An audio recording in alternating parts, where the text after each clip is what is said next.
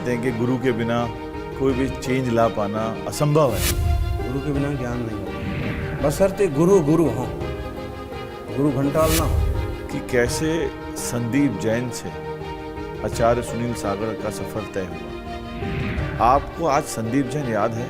सागर का एक छोटा सा सुंदर सा गांव घोड़ा, पूरा जंगल, ऊंची चोटियाँ, सुंदर प्रकृति। आपके दादाजी के पास 600-700 एकड़ जमीन थी। जैसे उसने कहा कि मतलब हाँ बहुत दुखी है, परेशान है और आज कुछ खाने को तुम्हें 2 एकड़ ज़मीन दे देते हैं, तुम खेती करो और खाओ। भारत को सोने की चिड़िया बनाना है। आपका क्या मानना है? सोने की चिड़िया पैसे से नहीं है, भारत सोने की चिड़िया संस्कारों से। ये आधुनिकता जितनी बढ़ती जा रही है ना, उतना ज़्यादा नुकसान हो रहा है। इतना अच्छा जीवन छोड़ के आपके दिमाग में क्या कब विचार आ गया कि यार अब मुझे वैराग्य की तरफ जाना है? दिगंबर जैन और श्वेतांबर जैन के बीच में फर्क क्या है? ये दिगंबर कब कहलाए? जब एक श्वेतांबर बने। दिगंबर जैन, श्वेतांबर जैन सारे भगवान महावीर स्वामी के शासन के हैं। ना किसी से कोई ईर्ष्या, ना किसी से कोई होड़, मेरी अपनी मंजिल, मेरी अपनी दौड़। ये बातें मैंने आज से 15-20 दिन पहले सुनी थी, और जिनसे सुनी थी आज हमारा सौभाग्य है कि उनके साथ आज हमें बात करने का मौका मिल रहा है। मैं बात करने की बात इसलिए कह रहा हूँ कि आज मैं शो का नाम गेम चेंजर नहीं, चेंज मेकर विद एमजे करना चाहूँगा आज एक पर्टिकुलर शो के लिए, क्योंकि आज हम ऐसे एक चेंज मेकर से बात करने के लिए आप पहुँचे अहमदाबाद में, जिनका नाम अगर लिया जाए, उनकी वाणी को अगर सुना जाए, कहते हैं कि जीवन आपका सफल हो जाता है। आपका हम तारुफ कराने जा रहे हैं आज आचार्य श्री सुनील सागर महाराज जी से, जो दिगंबर जैन के एक प्रख्यात जैन मुनि हैं और तप और तपस्या के लिए जाने जाते हैं। आज चतुर्मास का जो उन्होंने कल प्रारंभ किया, उस पर हमें सौभाग्य मिला बात करने का। स्वागत है आपका। तो जैसा मैंने कहा कि आज गेम चेंजर विद एमजे में हम आपसे बात करने के लिए अहमदाबाद पहुँचे, और इसका नाम मैंने फॉन्डली आज चेंज मेकर विद एमजे कर दिया, क्योंकि कहते हैं कि गुरु के बिना कोई भी चेंज ला पाना असंभव है, और जब तक आपके पास गुरु राह न दिखाए तब तक आप उस राह पे चल नहीं सकते। क्योंकि जिस तरीके के समाज में आज हम देख रहे हैं चीज़ें होते हुए, तो उस समय एक गुरु का होना बहुत ज़रूरी है। तो गुरु शिष्य परंपरा, मेरे पास सवाल बहुत सारे हैं आपकी लाइफ को जानने के लिए, बट गुरु शिष्य परंपरा को आज आप कैसे देखते हैं आधुनिक परिप्रेक्ष्य में? आपका क्या मानना है मुरीवन? गुरु बिन ज्ञान ना होए, गुरु के बिना ज्ञान नहीं होता है। जिंदगी में एक गुरु तो होना ही चाहिए, चाहे वो मिट्टी का द्रोणाचार्य क्यों ना हो। मार्गदर्शक होता है और गुरु का जीवन बोलता है, और उनकी मार्गदर्शन में, आदेश में चलने वाले शिष्यों का, भक्तों का मंगल ही मंगल होता है। बशर्ते गुरु गुरु हों, गुरु घंटाल ना हो। क्योंकि संस्कृत का एक शब्द है ये गुरु। गकारो अंधकारस्तु, उकारो उच्छेद का, रकारो प्रकाशस्तु, उकारो उद्योत का। अंधकार को मिटाने वाले, प्रकाश को करने वाले गुरु हमारे जीवन में जरूर हों। गुरु शिष्य परंपरा का कोई पार नहीं है। जैसे हरि अनंत, हरि कथा अनंत, ऐसे ही गुरु अनंत, गुरु परंपरा। जब से जीवों को आत्महित की, आत्म कल्याण की भावना पैदा हुई हैं, तभी से समझ लीजिए गुरु परंपरा, शिष्य परंपरा चल रही है। हम इस कलिकाल की अपेक्षा से ऋषभदेव से कह सकते हैं कि ऋषभदेव गुरु थे और भरत चक्रवर्ती उनके शिष्य थे। अब राम कह सकते हैं, राम शिष्य थे, वशिष्ठ गुरु थे। कृष्ण कह सकते हैं, कृष्ण शिष्य से सांदीपनि गुरु थे। गौतम इंद्रभूति शिष्य थे, महावीर गुरु थे। बुद्ध गुरु थे, आनंद शिष्य थे। तो ये अनादिकाल से इस तरह से आत्महित के पिपासु जीव गुरु चरणों में आते हैं, और जो आत्मा का साक्षात कर लेने वाले हैं, दुनियादारी की चीज़ों से ऊंचे उठ जाने वाले हैं, ऐसे गुरुओं के मार्गदर्शन में शिष्य अपना उद्धार करते हैं, लौकिक पारलौकिक उपलब्धियों को पाने का पुरुषार्थ करते हैं। निश्चित रूप से हम सभी सौभाग्यशाली हैं कि इस युग में भी श्रेष्ठ गुरुओं के दर्शन हो जाते हैं। इसलिए गुरु को गुरु ब्रह्मा गुरु विष्णु गुरु ब्रह्मा गुरु विष्णु गुरु देवो महेश्वरा, गुरु साक्षात गुरु साक्षात परब्रह्म तस्मै श्री गुरुवे नमः। तो इसलिए गुरु को ब्रह्मा विष्णु कहा गया है। इससे हाँ, और एक बात है कि ब्रह्मा का काम रचना करना है, विष्णु का काम सुरक्षा करना है, और शिव जी का काम नष्ट करना है। ये तीन लोगों के पास तीन जिम्मेदारियां हैं, लेकिन गुरु अकेले के पास तीनों की जिम्मेदारी है। उसको शिष्य की रचना भी करना है, उसके दोषों को भी मिटाना है और उसका विकास भी करना है। इसलिए ऐसे कहें कि इन तीनों से भी ऊपर गुरु का स्थान है। और गुरु बिन सब सुना, और कहते हैं अगर गुरु आपको राह ना दिखाए, और खासकर आज के जो कलयुग में हम बैठे हैं, कहते हैं कि अगर आप गुरु का हाथ ना हो तो आपके लिए चल पाना बड़ा मुश्किल है। अन्यथा जिस तरीके से संसार जा रहा है, बहुत कठिनाइयों को देखना पड़ेगा हमें। बट जैसे मैंने कहा कि जो गेम चेंजर का हमारा उद्देश्य है, हम एक जर्नी समझना चाहते हैं कि कैसे संदीप जैन से आचार्य सुनील सागर का सफ़र तय हुआ। आपको आज संदीप जैन याद है? इस साधना के मार्ग में आने के बाद पहले की चीज़ों को भुला देना होता है, ताकि दुनिया की चीज़ें मानस पटल पर ना आने पावे। फिर भी याद तो रहता ही है। सागर का एक छोटा सा सुंदर सा गांव है, तिगोड़ा। पूरा जंगल, ऊंची चोटियाँ, सुंदर प्रकृति, मंदिर और छोटी सी बस्ती। वहाँ पर समझ लीजिए कि इस देह का जन्म हुआ, आत्मा तो अजन्मा है। और माता पिता भक्तचंद जी, मुन्नी देवी जी, और अच्छे संस्कार, गांव का माहौल, धार्मिक, खेती किसानी के साथ साथ गांव के लोगों का साहूकारी करने वाला परिवार। इस तरह से बचपन से ही पाठशाला के संस्कार, धर्म के संस्कार, चींटी को भी मारना पाप, इस टाइप की चीज़ें सिखाई जाती थी। बंदर आ जाते थे तो उन्हें भी रोटी डालना, चना खिलाना, भगाना नहीं। और 100 से ज़्यादा पशुधन था, और 100 एकड़ से ज़्यादा ज़मीनें थी।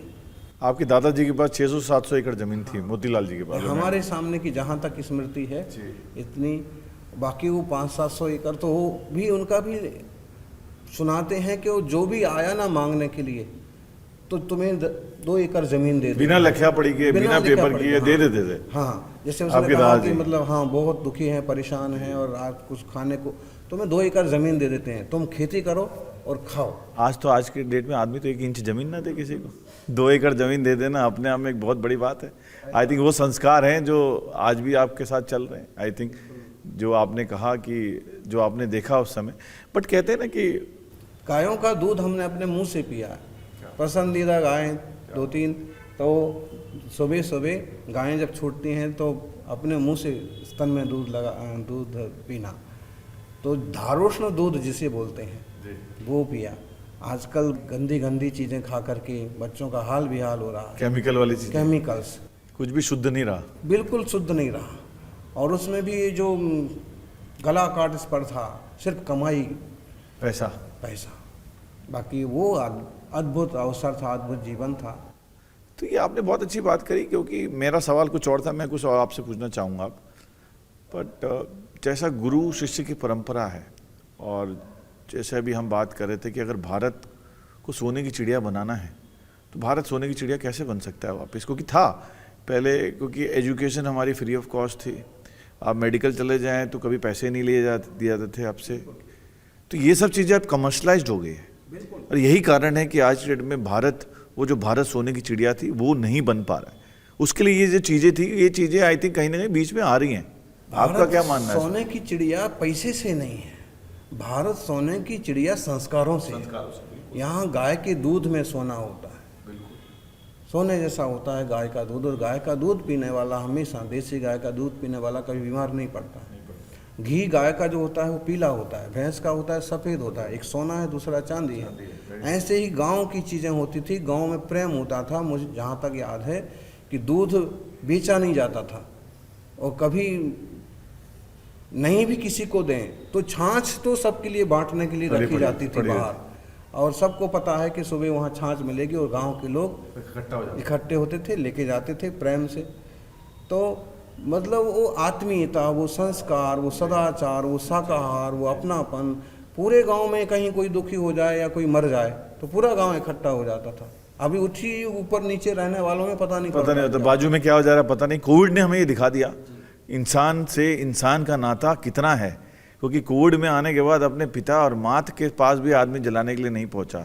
तो ये सबसे बड़ी सच्चाई इंसानियत की मानवता की हमें दिख गई। ये आधुनिकता जितनी बढ़ती जा रही है ना, उतना ज़्यादा नुकसान हो रहा है। इनको ऐसे लग रहा है कि 5G से हम 6G पर पहुंच जाएं, लेकिन इसका रेडिएशन जो होगा वो खतरनाक होगा आने वाली पीढ़ी के लिए। बिल्कुल। अभी 20 साल 15 साल अब भी हाल, वो दंपति आपके सामने, शायद आपने गौर किया हो, रो रहे थे वो कि 13 साल के बच्चे को कैंसर हो गया, एक ही बच्चा। तो मैंने कहा दूसरा करने के लिए किसने मना किया था, लेकिन वो टीवी में देख के और सब मान बरास हो रखा है कि एक ही बच्चा ठीक है।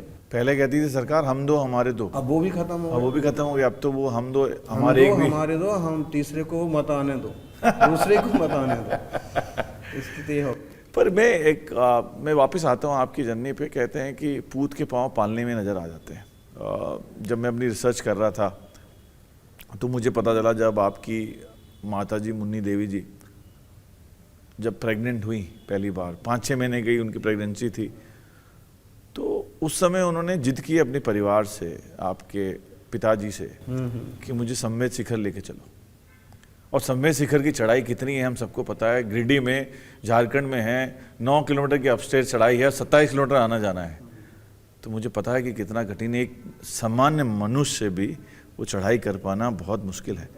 बट एक प्रेग्नेंट महिला 6 महीने की, वो वहाँ जाने की बात तभी आई क्योंकि उन्होंने कहा कि ये मैं नहीं कह रही हूँ, जो मेरे पेट में है वो मुझे कह रहे हैं कि वहाँ लेके चलो, क्योंकि उस समय आप थे उनके पेट में।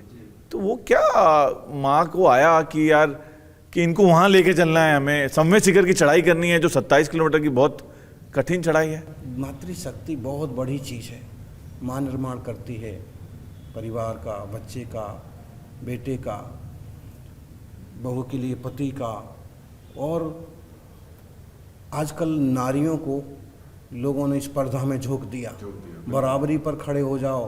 बराबरी पर खड़े होने के लिए मुकाबला हो रहा है क्या? दुश्मनी है क्या आपस में? काम करो, तरक्की हो, महिला को पूरा सम्मान मिले। हमारे यहाँ की जो लोकोक्ति है कि यत्र नार्यस्तु पूज्यन्ते रमन्ते तत्र देवता। हमारे नारी के लिए स्पर्धा का या बराबरी की बात ही नहीं, उसके लिए पूजा का स्थान है। तो उसकी स्थान से एक तरह से गिरा करके और स्पर्धा के लिए खड़ा कर दिया। परिवार से सबको जॉब करना ज़रूरी है, स्त्री को भी कमाई करने जाना ज़रूरी है। और जब ऐसे माहौल में जाएंगे तो शील, संयम, संस्कार, सदाचार, मर्यादाओं का क्या होगा?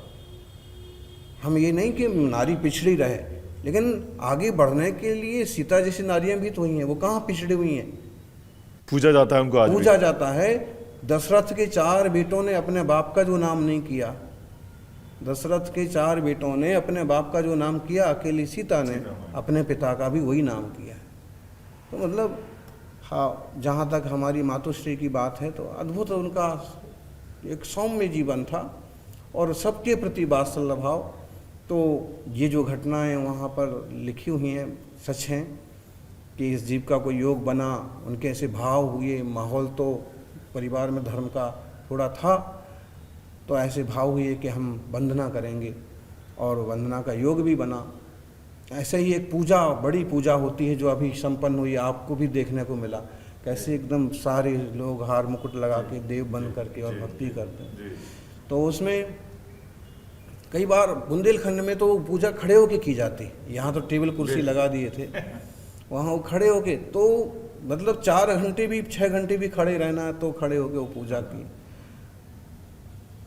माँ में भी शक्ति होती थी, संस्कारों में शक्ति होती थी, और ऐसे देव रूप जीवों का जन्म इस भूमि पर होता है। तीर्थंकर भारत में हुए, नारायण भारत में हुए, मर्यादा पुरुषोत्तम राम भारत में हुए। भारत तो देवताओं की भूमि। पर ये गर्भ में ही पता लग गया था कि एक दिव्य पुरुष का आगमन हो रहा है। और जैसा आपने बहुत इंटरेस्टिंग बात बोली आचार्य जी कि आज की डेट में महिलाओं को स्पर्धा में झोंक दिया गया है। जब आप जैन समाज के लोगों को देखते हैं आज, जब आप उनको प्रवचन दे रहे होते हैं, मैंने देखा है कि सभा में हजारों में लोग आ रहे थे चतुर्मास में, मैं खुद 2 बार आया आपके पास, लोग सुन रहे होते हैं जब आप प्रवचन दे रहे होते हैं। जैन समाज आप अभी काफ़ी हद तक बचा हुआ है, और सांस्कृतिक रूप से हिंदू समाज का वो जो वर्ग धर्म में विशेष रुचि रखता है वो भी काफ़ी हद तक बचा हुआ है, लेकिन फिर भी बीमारियां तो बढ़ ही रही हैं। और फिर संबोधन होता है उन्हें कि देखिए केवल भौतिकता आधुनिकता ही सब कुछ नहीं है, अपना परिवार, अपना शील संयम, अपने संस्कार बड़ी चीज़ है। और संबोधन के लिए अलग अलग तरह से समझ लीजिए कि मार्गदर्शन कैंप भी लगाते हैं, मातृशक्ति सम्मेलन भी करते हैं, और कुछ ऐसे सूत्र देते हैं कि जीवन में केवल फैशन सबसे बड़ी चीज़ है, पैशन सबसे बड़ी चीज़ है, या फिर शांति सबसे बड़ी चीज़ है। आपको सुख किस में महसूस होता है? फैशन या पैशन में तो थोड़ी देर के लिए मज़ा होता है, लेकिन जो सुकून होता है वो सहजता में होता है। सहजता शांति आती है एक अच्छे परिवार से, अच्छे संस्कारों से। अभी गुलाब कोठारी जी आए थे तो हाँ, लगभग घंटे भर चर्चा हुई, तो उनके भी यही विचार थे और हमारा भी यही विचार कि मतलब जो नारी शक्ति में स्पर्धा चल रही है ये गलत है। वो आगे बढ़े, उन्हें सम्मान मिले, लेकिन जिस योग्य वो हैं, जिस लायक उनकी बॉडी है, जिस तरह के उनके संस्कार हैं, ऐसे ढेर सारे हमारे पास स्पेस हैं, काम है। तो संबोधन हम भी करते हैं और मातृशक्ति को, उनकी शक्ति के प्रति जागृत करते हैं। आज अगर हम सुरेंद्र शर्मा की लाइनों से बात करें तो बोलते हैं कि देखिए धन का डिपार्टमेंट लक्ष्मी जी के पास जी, रुपया पैसा सब लक्ष्मी, विद्या का डिपार्टमेंट पूरा का पूरा सरस्वती जी के पास, शक्ति का डिपार्टमेंट पूरा का पूरा दुर्गा जी के पास। बोले आदमी के पास क्या है? त्रिशूल उठाओ और उठापटक करो। तो मतलब थोड़ा सा व्यंग जरूर है, लेकिन सच्चाई है कि हमारे देश में मातृशक्ति को इस तरह का सम्मान हमेशा से रहा। जब आप आहार ग्रहण करते हैं, मुझे कोई बता रहा था कि आपने अभी 2 दिन पहले, 1 दिन पहले बोला या कल बोला कि मैं उनके घर जाऊंगा विधि में जिनके यहाँ 5 भाई होंगे, तो आपने मैसेज दिया कि जो परिवार भरा पूरा होगा मैं उसके यहाँ ही जाऊंगा। तो वो आपको मिले ऐसे 5 भाई मिल गए। एक भाई उपस्थित नहीं थे तो उनने अपने मौसी के भाई को लड़के को खड़ा कर लिया। तो ऐसे 5 भाई हो गए। ऐसे 5 भाई हो गए, पर 5 के 5 तो नहीं मिले आपको। खैर मैं वापस आता हूँ आपके जीवन पे आचार्य जी, बिकॉज मिलने को तो एक बार हमको 10 भाई मिल गए थे जी। एक गांव था जी, वो गांव में ही मिलेंगे आपको शहरों में मिलना तो मुश्किल है। और अक्सर कर हमारा जो जैसे अभिग्रह होता है जी, तो तरह तरह के होते हैं, लेकिन अक्सर कर हमारा होता है कि पति पत्नी दोनों एक साथ खड़े हों और फिर वो आप। पर ऐसा भी हुआ कभी कि आपको कभी जो आपने विधि ली वो नहीं हुआ और आपको आहार नहीं किया? बहुत बार होता है, यही हुआ था अभी। अच्छा, ऐसा भी हुआ? यहाँ पर गोवत्स द्वादशी के पहले एकादशी को हमने गौ पर प्रवचन किया, तो हमारा ये संकल्प था कि या तो गाय हो या किसी के हाथ में गाय का कोई चिन्ह हो। तो किसी के पास कुछ नहीं था, सबके पास जो रहता है कलश श्रीफल जी। तो उस दिन हमारा उपवास हुआ, उपवास हो गया। तो मैं जो दर्शक देख रहे हैं मैं उनको बताना चाहूँगा विधि का मतलब क्या होता है जैन समाज में। विधि का मतलब होता है कि जब आचार्य श्री संकल्प लेते हैं, भोजन करने के लिए जाते हैं, उनका विधि होता है, अगर वो पूर्ण ना हो तो वो उपवास भी रख लेते हैं। जैसे उन्होंने बताया अभी जो चतुर्मास में शायद उनको 2-3 दिन उपवास में भी रहना पड़ा, कोई विधि नहीं हो पाई। खैर मैं अभी वापस आता हूँ। आचार्य जी, आपके परिवार में 5 भाई बहन, वो 5 भाई बहन के साथ मुझे बताया गया कि लगभग सबका नाम आप ही नहीं रखा। आप जब 4 भाई हुए उसके बाद एक फूल सी बहना आई जिसका नाम रानी रखा आपने, शायद उनको आज अर्चना कहा जाता है, नाम तो आपने ही रखा हुआ है रानी उनका। पर जब आपका परिवार इतना संपन्न, इतने धन्य धान से भरा हुआ, मंदिर आप लोगों ने वहाँ बनाया हुआ, आप लोगों का एक स्वर्णिम इतिहास रहा है जब मैं रिसर्च कर रहा था।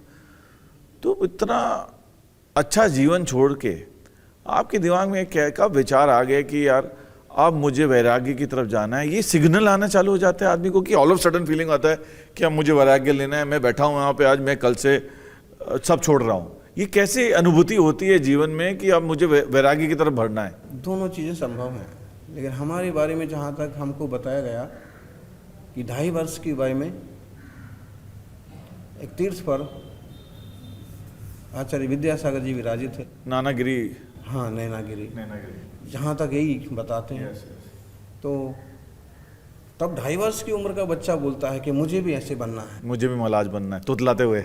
मुझे भी महाराज बनना है। वो बुंदेलखंड तो निर्वस्त कर दिया आपको, आपने कहा मुझे निर्वस्त करिए, अभी कपड़े निकालो। अभी मैंने पढ़ा ये स्टोरी, जी मैं रिसर्च के दौरान आया मेरे। मतलब दिगंबर साधना भी बड़ी कठिन साधना है। अपन देखें कि महर्षि वेद व्यास के जो पुत्र हैं सुखदेव, वो भी दिगंबर साधना में विश्वास करते हैं लगभग आजीवन। तो ये अपने देश की प्राचीन साधना है जिसे आज भी महावीर भगवान के शासन में कहिए और दिगंबर जैन मुनियों में सुरक्षित है। और जब अति हो जाती है तो इसमें अंतर भी पड़ता है। जैसे 200 साल पहले या हमारे दादा गुरु के पहले इसमें बहुत अंतर हो गया था, इक्के दुक्के साधु मिलते थे। लेकिन अब देश स्वतंत्र हुआ तब से फिर उसमें उन्नति होने लगी। तो वो प्रसंग है कि उसके बाद ऐसा बनता गया योग भाव कि अपने लिए तो दुनिया जीती है, दूसरों के लिए भी जीना। और ये दूसरों के लिए जीना नहीं है, इसमें क्या होता है कि मुझे आत्मोपलब्धि, अपनी उपलब्धि करना है। जैसे आप विवेकानंद को लें अपन, तो जब उन्हें ये अपना ज्ञान हुआ स्वरूप का या खुद की समझ हुई तो उन्हें लगा कि दुनिया में भी सारे लोग हमारे ही तो हैं। और फिर वहाँ जाकर के उन्हें भाइयों बहनों का एक लोगों को मार्गदर्शन किया। तो एक भावना शुरू से थी कि मतलब हमें अपनी शांति, अपना शील, अपनी साधना, अपनी मर्यादाओं के साथ साथ लोगों का उपकार हो, लोगों का जीवन हम बदल पाएँ। तो उस तरह से ये शासन, ये मार्ग स्वीकार करने का मन बना। और बीकॉम परीक्षाएं भी पूरी नहीं की।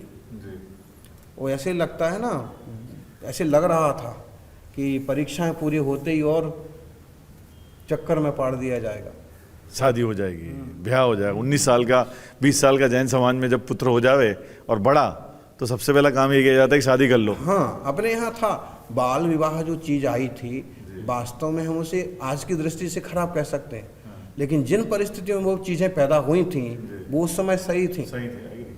क्योंकि चोरियों का ठिकाना ही नहीं पड़ रहा था, कौन उठा ले जावे, क्या हो जावे।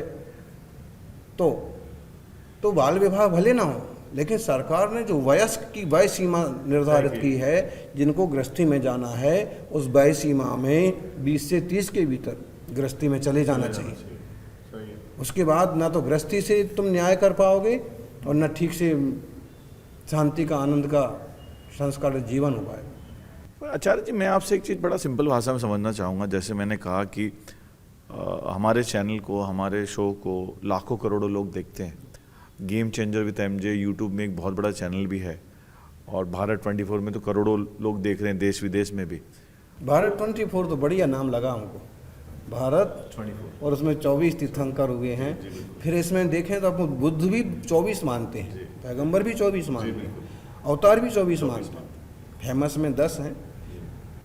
तो ये इसकी टैगलाइन भी है कि जहाँ तक भारत वहाँ तक भारत 24। ये हमने लाइन भी इसकी ये रखी है। जैसे मैं कह रहा था कि हमारा काम है कि हम उन चीज़ों को आगे लाएं जिससे समाज का भला हो, समाज को एक राह दिखे। और कुछ चीज़ों को हम सिंप्लीफाई करना चाहते हैं, क्योंकि जैन धर्म के प्रति लोगों के दिमाग में अलग अलग तरीके की भ्रांतियाँ हैं। जैसे मैं आपको कुछ नंबर्स के तौर पर जरूर हैं, वो भ्रांतियों को दूर करना चाहता हूँ मैं आपके द्वारा। आज मैं शायद कुछ ऐसे सवाल पूछूंगा आपसे जो लोगों को सिंप्लीफाई करने में मदद करेंगे। जैसे जैन की बात आती है तो लोग कहते हैं सिंपल लैंग्वेज में, एक दिगंबर जैन होते हैं, एक श्वेतांबर जैन होते हैं। और ये दिगंबर और श्वेतांबर का अर्थ शायद हमारे और आपके जैसे लोगों को तो पता है, आप तो गुरुदेव हैं, आप तो कुछ संभालते हैं। मुझे जो दिगंबर का मतलब पता है, जो दिशा के हिसाब से चलने वाला, जो दिशा में चलना है। श्वेतांबर हम मानते हैं कि जो कपड़ा पहना हुआ है। पर इसका आप सिंप्लीफाई वर्जन अगर हमारे दर्शकों को बता पाएँ, दिगंबर जैन और श्वेतांबर जैन के बीच में फ़र्क क्या है? क्या ये दो अलग अलग जैन हैं? कि एक ही समाज और समुदाय के लोग हैं? वेदों में एक सूक्त आया है, दिग्वासा बात रसना, दिशाएं ही जिसके वस्त्र हैं। और बात रसना मतलब जिनको भोजन के लिए बहुत ज़्यादा लालसा नहीं है, वायु के बल पर भी जो साधना कर लेते हैं। तो ऋषभ देव के लिए शब्द आए हैं, लेकिन ऋषभ देव की मुनि परंपरा के लिए भी लागू होते हैं। अब रही दिगंबर श्वेतांबर की बात, जैसे इससे ही मालूम पड़ रहा है, जिसे धम्मपद में भी और बौद्ध साहित्य में भी नृग्रंथः अचेल कहा शब्दों का प्रयोग हुआ है। तो प्राचीनतम संस्कृति, कठिनतम साधना की ये दिगंबर जैन संस्कृति, जिसे हम दिगंबर कहते हैं, ये दिगंबर कब कहलाए? जब एक श्वेतांबर बने। कैसे बने? इसकी बड़ी कहानी है। चंद्रगुप्त मौर्य के समय में देश में बड़ा दुष्काल पड़ा। तो जो उत्तर भारत में दुष्काल पड़ा, यहाँ आचार्य भद्रबाहु थे और उनके साथ 24,000 साधु थे। तो उन साधुओं को ये एक निमित्त मिला, वो निमित्त ज्ञानी थे। जब आहार को गए तो एक बच्चा कहने लगा कि जाओ जाओ, कति वर्षाणी, 12 वर्षाणी। तो महाराज जी को विकल्प हुआ कि इतना छोटा बच्चा जो बोल नहीं सकता है, वो जाने की बात कर रहा है, और आज मुझे रात को 12 फण का सर्प दिखा, मामला क्या है? उन्होंने ज्ञान लगाया कि यहाँ दुर्भिक्ष पड़ेगा। संघ को कहा कि अपन यहाँ से चलेंगे। तो सेठ लोगों ने कहा कि हम सब व्यवस्था कर, 12 साल भी हम निभा सकते आपको। लेकिन महाराज जी ने कहा नहीं। तो आचार्य विहार किए और उनके साथ 12,000 जितने साधु निकल गए साथ में। लेकिन जैसे कि कुछ लोग जुड़ जाते हैं, तो सेठ के मनाने में 12,000 साधु वहीं रुक गए। भद्रबाहु चले गए श्रवण बेलगोल। चंद्रगुप्त मौर्य ने भी उनके साथ विहार किया और संन्यास लिया। भद्रबाहु की समाधि भी वहीं हुई। और चंद्रगुप्त मौर्य के राजनीति के गुरु चाणक्य और धर्म के गुरु भद्रबाहु, चंद्रगुप्त मौर्य की समाधि भी अंततः मुनि बन के वहीं हुई। ये जो 12,000 उधर तक दक्षिण भारत में चले गए, आज भी दक्षिण भारत में जैन धर्म का जबरदस्त प्रभाव है, और टोटल शुद्ध दिगंबर जैन धर्म का। श्वेतांबर बंधु आपको 1-2 भी नहीं मिलेंगे साउथ में। हाँ, ऐसा क्यों? नहीं मिलेंगे, क्योंकि सारे दिगंबर ही मुनि गए थे ना उस तरफ। और अब मिलेंगे तो आपको 100-200 साल वाले मिलेंगे जो व्यापार के लिए गए हैं। अच्छा, पुराने नहीं मिलेंगे। तो वो जो इधर रह गए उत्तर भारत में, धीरे धीरे पतन हुआ चालू, खाना मुश्किल हो गया, तो कैसे ले जाना? तो उसके लिए पात्र आया। फिर रात में मुद्रा, दिगंबर मुनि रात में कहीं बाहर नहीं जाते, एक ही जगह ध्यान में बैठते हैं या विश्राम, धरती पर विश्राम करते हैं। तो मुद्रा देख करके तरह तरह की बातें होने लगीं। तो फिर धीरे धीरे एक वस्त्र आया कि लोग डरे नहीं और आपको कोई असुविधा ना हो। तो उसके बाद फिर चीज़ें जुड़ती गई और वो आज ही रूप आ गया। लगभग समझ लीजिए 2200 साल पुरानी घटना है। दिगंबर श्वेतांबर, तो जब वो श्वेतांबर कहलाने लगे तो ये वापस, अभी तो ये निर्ग्रंथ ही कहला रहे थे, सब मुनि कहला रहे थे, लेकिन जब ये वापस इधर सुभिक्ष हुआ और ये सब वापस आए, भद्रबाहु के बाद जो आचार्य बने, सुधर्माचार्य, विशाखाचार्य, तो जब वो वापस आए तो ये कई लोगों ने वापस कहा कि अब हमें दीक्षा दे दो वापस। तो कई तो बन गए, लेकिन जिनको उसी में आनंद आ गया था कि आराम से 2-3 बार भोजन कर सकते हैं, आराम से विश्राम कर सकते हैं, ठंड में वस्त्र ओढ़ सकते हैं, तो वो विरोध में खड़े हो गए कि हम यही मानेंगे।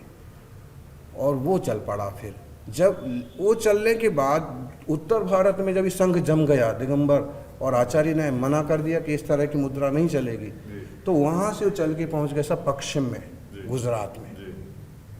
तो आप देखिए पूरे देश में श्वेतांबर बंधु सबसे ज़्यादा कहाँ मिलेंगे आपको? गुजरात। तो वो है, उत्तर में भी नहीं मिलेंगे, दक्षिण में भी नहीं मिलेंगे, पूरब में भी नहीं मिलेंगे। मिलेंगे तो 100 साल 200 साल पुराने वाले बस। वो 10,000 साल पुराने या 2,000 साल पुराने वाले मिलेंगे, दिगंबर जैन नहीं मिलेंगे। तो पर आचार्य जी, एक सिंपल लाइन में दिगंबर जैन मुनि वो होंगे जो निर्वस्त्र हैं, जो एक ही टाइम आहार कर रहे हैं, और श्वेतांबर जैन में थोड़ा सिंप्लीफाई कर रहा हूँ अपने दर्शकों के लिए हिंदी में, श्वेतांबर वही हैं जो वस्त्र भी ओढ़ते हैं और भोजन पात्र में करते हैं, 2-3 बार कर सकते हैं, उनके लिए कोई रिस्ट्रिक्शन नहीं है ऐसा। मतलब वो परिस्थितियों के साथ ढल गए थे, वही चीजें चालू हो गई। पर हैं एक ही जैन समुदाय का पूरा हिस्सा है। दिगंबर जैन, श्वेतंबर जैन सारे भगवान महावीर स्वामी के शासन के हैं। अहिंसा में सबका पूरा विश्वास है। देश के लिए कोई भी कम नहीं है, देश के लिए सब काम करते हैं, समाज को जोड़ने के लिए काम करते हैं। और एक खास बात बताएं, किसी धर्म में भले राजा की आज्ञा से चलने की बात हो ना हो, जैन शास्त्रों में एक आज्ञा दी गई है अनुव्रतों में कि आप राज्य के कायदों के अनुसार चलेंगे। राज्य का कायदा जो है, जैसे आज देश का जो कायदा कानून है, उस हिसाब से चलेंगे। तो इसलिए इन लोगों का देश के लिए हमेशा समर्पण रहता है। एक दिगंबर आचार्य जी अपने श्रावक और श्राविकाओं के साथ जा रहे थे, तो हमारे घर के 3-4 घर छोड़ के किसी व्यक्ति ने उनको पत्थर लेके दौड़ाया। दिगंबर जैन मुनि जब निकले, उनको मारा भी गया हो, और ऐसा पानी शंख पर रुचि मारा, फेंका। एक शक्ति आ जाती है कि जिससे आपको पूर्वाभास हो जाता है कि ये होने वाला है। मोरपंख कहते हैं हम शुद्ध भाषा में। ये पीछे का रखने का के पीछे का ध्येय क्या है? और मैंने खासकर दिगंबर मुनि जी जितने भी हैं आचार्य, सबके पास देखिए, अगर आप हमारे दर्शकों को समझाएं कि इसका क्या महत्व है। घास पर भी पाँव नहीं रखना है। हाँ, घास को हम जीव मानते हैं। जी मुनिवर के पास मैंने दिगंबर जैन के कमंडल होते हैं, ये कमंडल है, इसमें लगभग 1.5 लीटर पानी आता है अगर मैं गलत नहीं। ये हमें 24 घंटे चलता है पूरा। 24 घंटे 1.5 लीटर पानी। ये कमंडल से लोग पानी लेने के लिए आपके लाइन लगती है, उसके का रीज़न क्या है? जब आप, मैंने देखा आप जब अपना चेहरा या कुछ कर रहे होते हैं तो लाइन बहुत लग जाती है कमंडल के पानी लेने के लिए। 2-4 साल बाद की बात है कि कोई बीमार पड़ गया और ऐसे पानी पड़ा था, तो उसने पानी लगाया तो उसके धब्बे खत्म हो गए। कहा जाता है कि दिन में आप 24 घंटे में सिर्फ 2-2.5 घंटे सोते हैं, कि जो आपका आहार करने का तरीका है वो दोनों हाथों से, जिसको अंजुली कहते हैं आप लोग, तो वो तरीका ऐसा है कि अगर आपके हाथ में कोई बाल या कीड़ा भी आ गया तो वो खाना नहीं खाते आप। सूरत के आपके किस्सा अगर आप बता रहे आचार्य शांति सागर, जिनको अभी 4 अप्रैल 2025 में 10 साल की सजा सुनाई गई, तो वो कहीं ना कहीं लोगों का विश्वास थोड़ा स्वार्थ वगैरह है या स्वार्थ लोगों के बीच में है, तो स्वार्थ का भी अंधाभाव हो जाता है। जी, केस लॉन्च अभी किया था हमने। पर ये जो जैन समाज की बात आई, इनकी संख्या आश्रम में लगभग 1 करोड़ से नीचे है। ऑफिशियल फिगर तो कोई 45 कहता है, कोई 50 लाख कहता है, पर इनकम टैक्स देने में 27% है जैन समाज आज है। 50 लाख 60 लाख पर इनकम टैक्स दे रहे हैं 27%। तो धन्य धान्य से भरे हुए लोग हैं जैन समाज के लोग, और साथ में उनकी देश के प्रति निष्ठा और भी ईमानदारी। तभी दिख रहा है 27% टैक्स भर रहे हैं, नहीं तो 50 लाख। तो भारत माता को लूटने वाले सफेद पोस्ट भी ढेर सारे हैं। तो जैन समाज को तो ये क्रेडिट, और यहाँ का पैसा विदेशों बैंक में रखने वाले भी ढेर सारे, बहुत सारे। ये तो आई थिंक जो आदरणीय हमारे प्रधानमंत्री जी नरेंद्र मोदी जी जो कोशिश कर रहे हैं कि देश का पैसा बाहर ना जाए, हम तो इसके सख्त खिलाफ हैं। देश की संपत्तियां देश में ही रहनी चाहिए।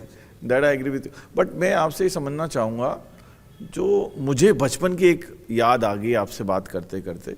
जब मैं छोटा था, मैंने देखा कि एक दिगंबर आचार्य जी अपने श्रावक और श्राविकाओं के साथ जा रहे थे, तो हमारे घर के 3-4 घर छोड़ के किसी व्यक्ति ने उनको पत्थर लेके दौड़ाया, वो भगाया, उनको पत्थर मारे कि आप जो कर रहे हो ये हमारे घर में कैसे निकलते हैं, कैसे निकल गए, बहू बेटियां हैं।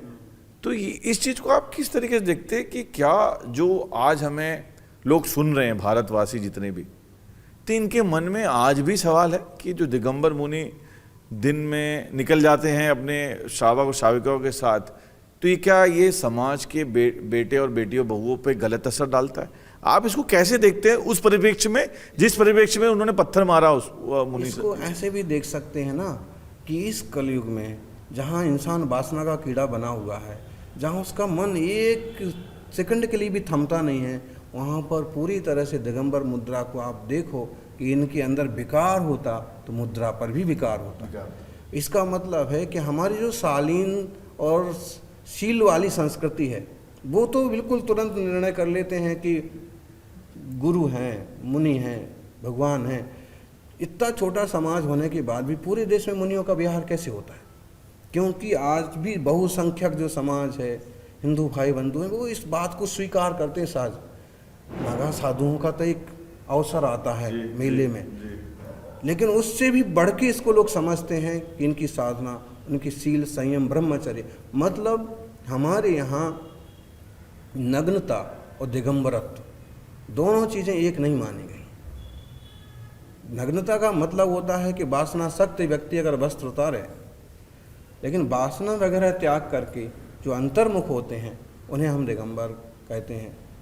उसमें मुनियों के दर्शन होते हैं मेले के टाइम पर आपके साथ कभी हुआ कि कोई हमारे साथ आपके पीछे हुआ। दौड़ा, कोई पत्थर मार रहा हो जबरदस्त। कि नग्न अवस्था में जा रहे हैं आप? नहीं, 3-4 किस्से हमारे साथ। आपको कुछ याद आता है तो आप बताएं। जैसे हमारे लिए आज्ञा हुई, सांगली के पास गुरु महाराज थे, उन्होंने कहा तुम्हें मुंबई जाना है चतुर्मास के लिए। हम लोग नीरा के पास पहुंचे, छोटा सा शहर है। कौन से सन की बात होगी, कौन से ईयर की? 2010 की। 2010 की बात। तो अब वो विठोबा, रुक्माई और पंढरपुर वाला कार्यक्रम चल रहा था। तो जैसे जैसे बड़ी बड़ी डंडियाँ निकलती, सब लोग उसी कृष्ण भक्ति से मुनियों को भी नमस्कार करते। अब पता नहीं क्या है कि एक गाड़ी में 3-4 मुस्टंडे आए सामने से अचानक से, और वो और देख नहीं रहे हमारी माँ बहन। तो हम साधु तो कुछ नहीं करते हैं, एकदम शांत। हम बाजू में नहर बह रही थी, एक पेड़ के नीचे जाके बैठ गए कि इनको मारना कूटना जो करना इनको संतोष से करने दो। लेकिन उसमें एक श्रावक ऐसा निकल पड़ा, जोरदार दुबला पतला लगा था। तो भिड़ गया कि तुम कैसे बोलते हो और क्या समझते हो, माँ बहन बेटियाँ तो हमारी भी है, ये मुनि महाराज हैं, इनकी भी माँ बहन बेटियाँ हैं। तो आपको मारा आगे किसी ने, आप लोगों को? तो मारने की बात ही नहीं आ पाई ना। वो श्रावक, और हम इनको जाने नहीं देंगे और इनको इस मुद्रा में नहीं रहने देंगे, मारेंगे कूटेंगे। तो उसके भिड़ जाने से क्या हुआ कि वो चारों में से एक जन थोड़ा समझदार निकला। उसने कहा कि भैया ये साधु हैं, क्यों तुम ज़बरदस्ती कर रहे हो, अपन चलो अपनी गाड़ी में बैठो। इतने में फिर और नीरा से भी ढेर सारे लोग आ गए, फिर पुलिस भी आ गई। तो चुपचाप गाड़ी में बैठ के। पर ऐसे भी किस्से आए होंगे जहाँ दिगंबर जैन मुनि जब निकले उनको मारा भी गया हो? मारा गया, इस मारा का इस देखिए अपमान, तिरस्कार, हमारा तिरस्कार किया हो, उससे बुरी बात नहीं हो सकती। बिहार में जहाँ चुनाव चल रहे, वहाँ संबित शेखर जी के लिए जा रहे थे। तो एक फाफाडी टाइप का कोई गांव था, फाफाडी, यस। हाँ। तो उधर से हम लोग गुजर रहे थे, तो चाय की दुकान में से एक आदमी निकला, उसने आधा पानी तो पिया नहीं और ऐसा पानी शंख पर रुचि मारा, फेंका। तो 1-2 साधुओं को पानी लग गया, किसी ने कुछ नहीं कहा। फिर एक किस्सा हमारा बना था, कानपुर से बिहार हो रहा था छतरपुर के लिए, मध्य प्रदेश में, उत्तर प्रदेश से मध्य प्रदेश में। तो पता नहीं अब हम किसी वर्ग का नाम तो क्या लें, लेकिन वहाँ उनकी बस्ती ज़्यादा थी। समझ। तो पता नहीं कुल्हाड़ी लेकर के एक 10-20 हुल्लड़ करने लगे, कुल्हाड़ी लेके। तो हम गुरुदेव के साथ, आचार्य श्री सन्मति सागर जी के साथ, फिर युवा एकदम युवा थे, 20-22 साल के थे। तो हमने तो ये ठाना कि अगर ये कुल्हाड़ी वगैरह मारेगा अपन बीच में इसको संभाल लेंगे। लेकिन वो लेके चलता रहा। लेकिन गुरु की तपस्या, आभा मंडल हो रहा, जो भी कहो, कि चलता रहा 1 किलोमीटर तक, और छीटाकसी भी करते रहे लोग। और वो भी कोशिश करता कि एक उठाएं और लगाएं, लेकिन हिम्मत नहीं बनी, कर नहीं पाया। चलता तो रहा, पर कुल्हाड़ी लेके आपके बाजू से जा रहा है, बिल्कुल चल ही रहा है। पर भय नहीं आया आपको दिल में या दिमाग में कि हमें तो भय नहीं आया कि बाजू से कुल्हाड़ी लेके कोई जा रहा है? ये जरूर आया कि अगर इसने गुरु जी पर कुछ किया तो हम हैं, पहले हमसे गुजर रहे हो गया आप। ये आया गुरु के प्रति श्रद्धा का और राग का हो। पर जो लोग ऐसा सोचते हैं या देखते हैं, एक घटना ऐसी समाप्त हुई, बीच से और साधु आ रहे थे। तो जैसे वो कुल्हाड़ी वाला थोड़ा पता नहीं क्या मन हुआ और नीचे उतर गया। तो जैसे उतरा तो फिर हमने एक ही श्रावक था, उस श्रावक को कहा कि पीछे 10 साधु और हैं, आप पीछे गांव में जाओ, उनके साथ कुछ ना हो जाए। वो गया तो उसने एक बुजुर्ग को कहा फिर कि बुंदेलखंडी कहा है, चचा तुम्हारे गांव में जो का हो रहा हो, वो देसी भाषा में उसको कहा। तो दादा बाबा जी को थोड़ा सा ये लगा कि यार गलत हो जाएगा। तो फिर उन्होंने कहा कि ये जैनों के साधु हैं, इनके कार्यक्रमों में अपने हाथी जाते हैं, इनके कार्यक्रमों में अपन रथ खींचते हैं, इनसे ही अपनी गांव की रोजी रोटी चलती है। तो वो किस्सा वहाँ पर रुका। पर आचार्य जी मुझे बताइए, आपको ये नहीं लग रहा है कि कहीं ना कहीं ये और अवेयरनेस की ज़रूरत है जैनिज़्म के बारे में? दिगंबर जैन मुनियों के बारे में, ताकि एक समाज जागृत हो और शायद जो तपस्या और तप आप कर रहे हैं उसके प्रति अपनी श्रद्धा को भी दिखा पाए।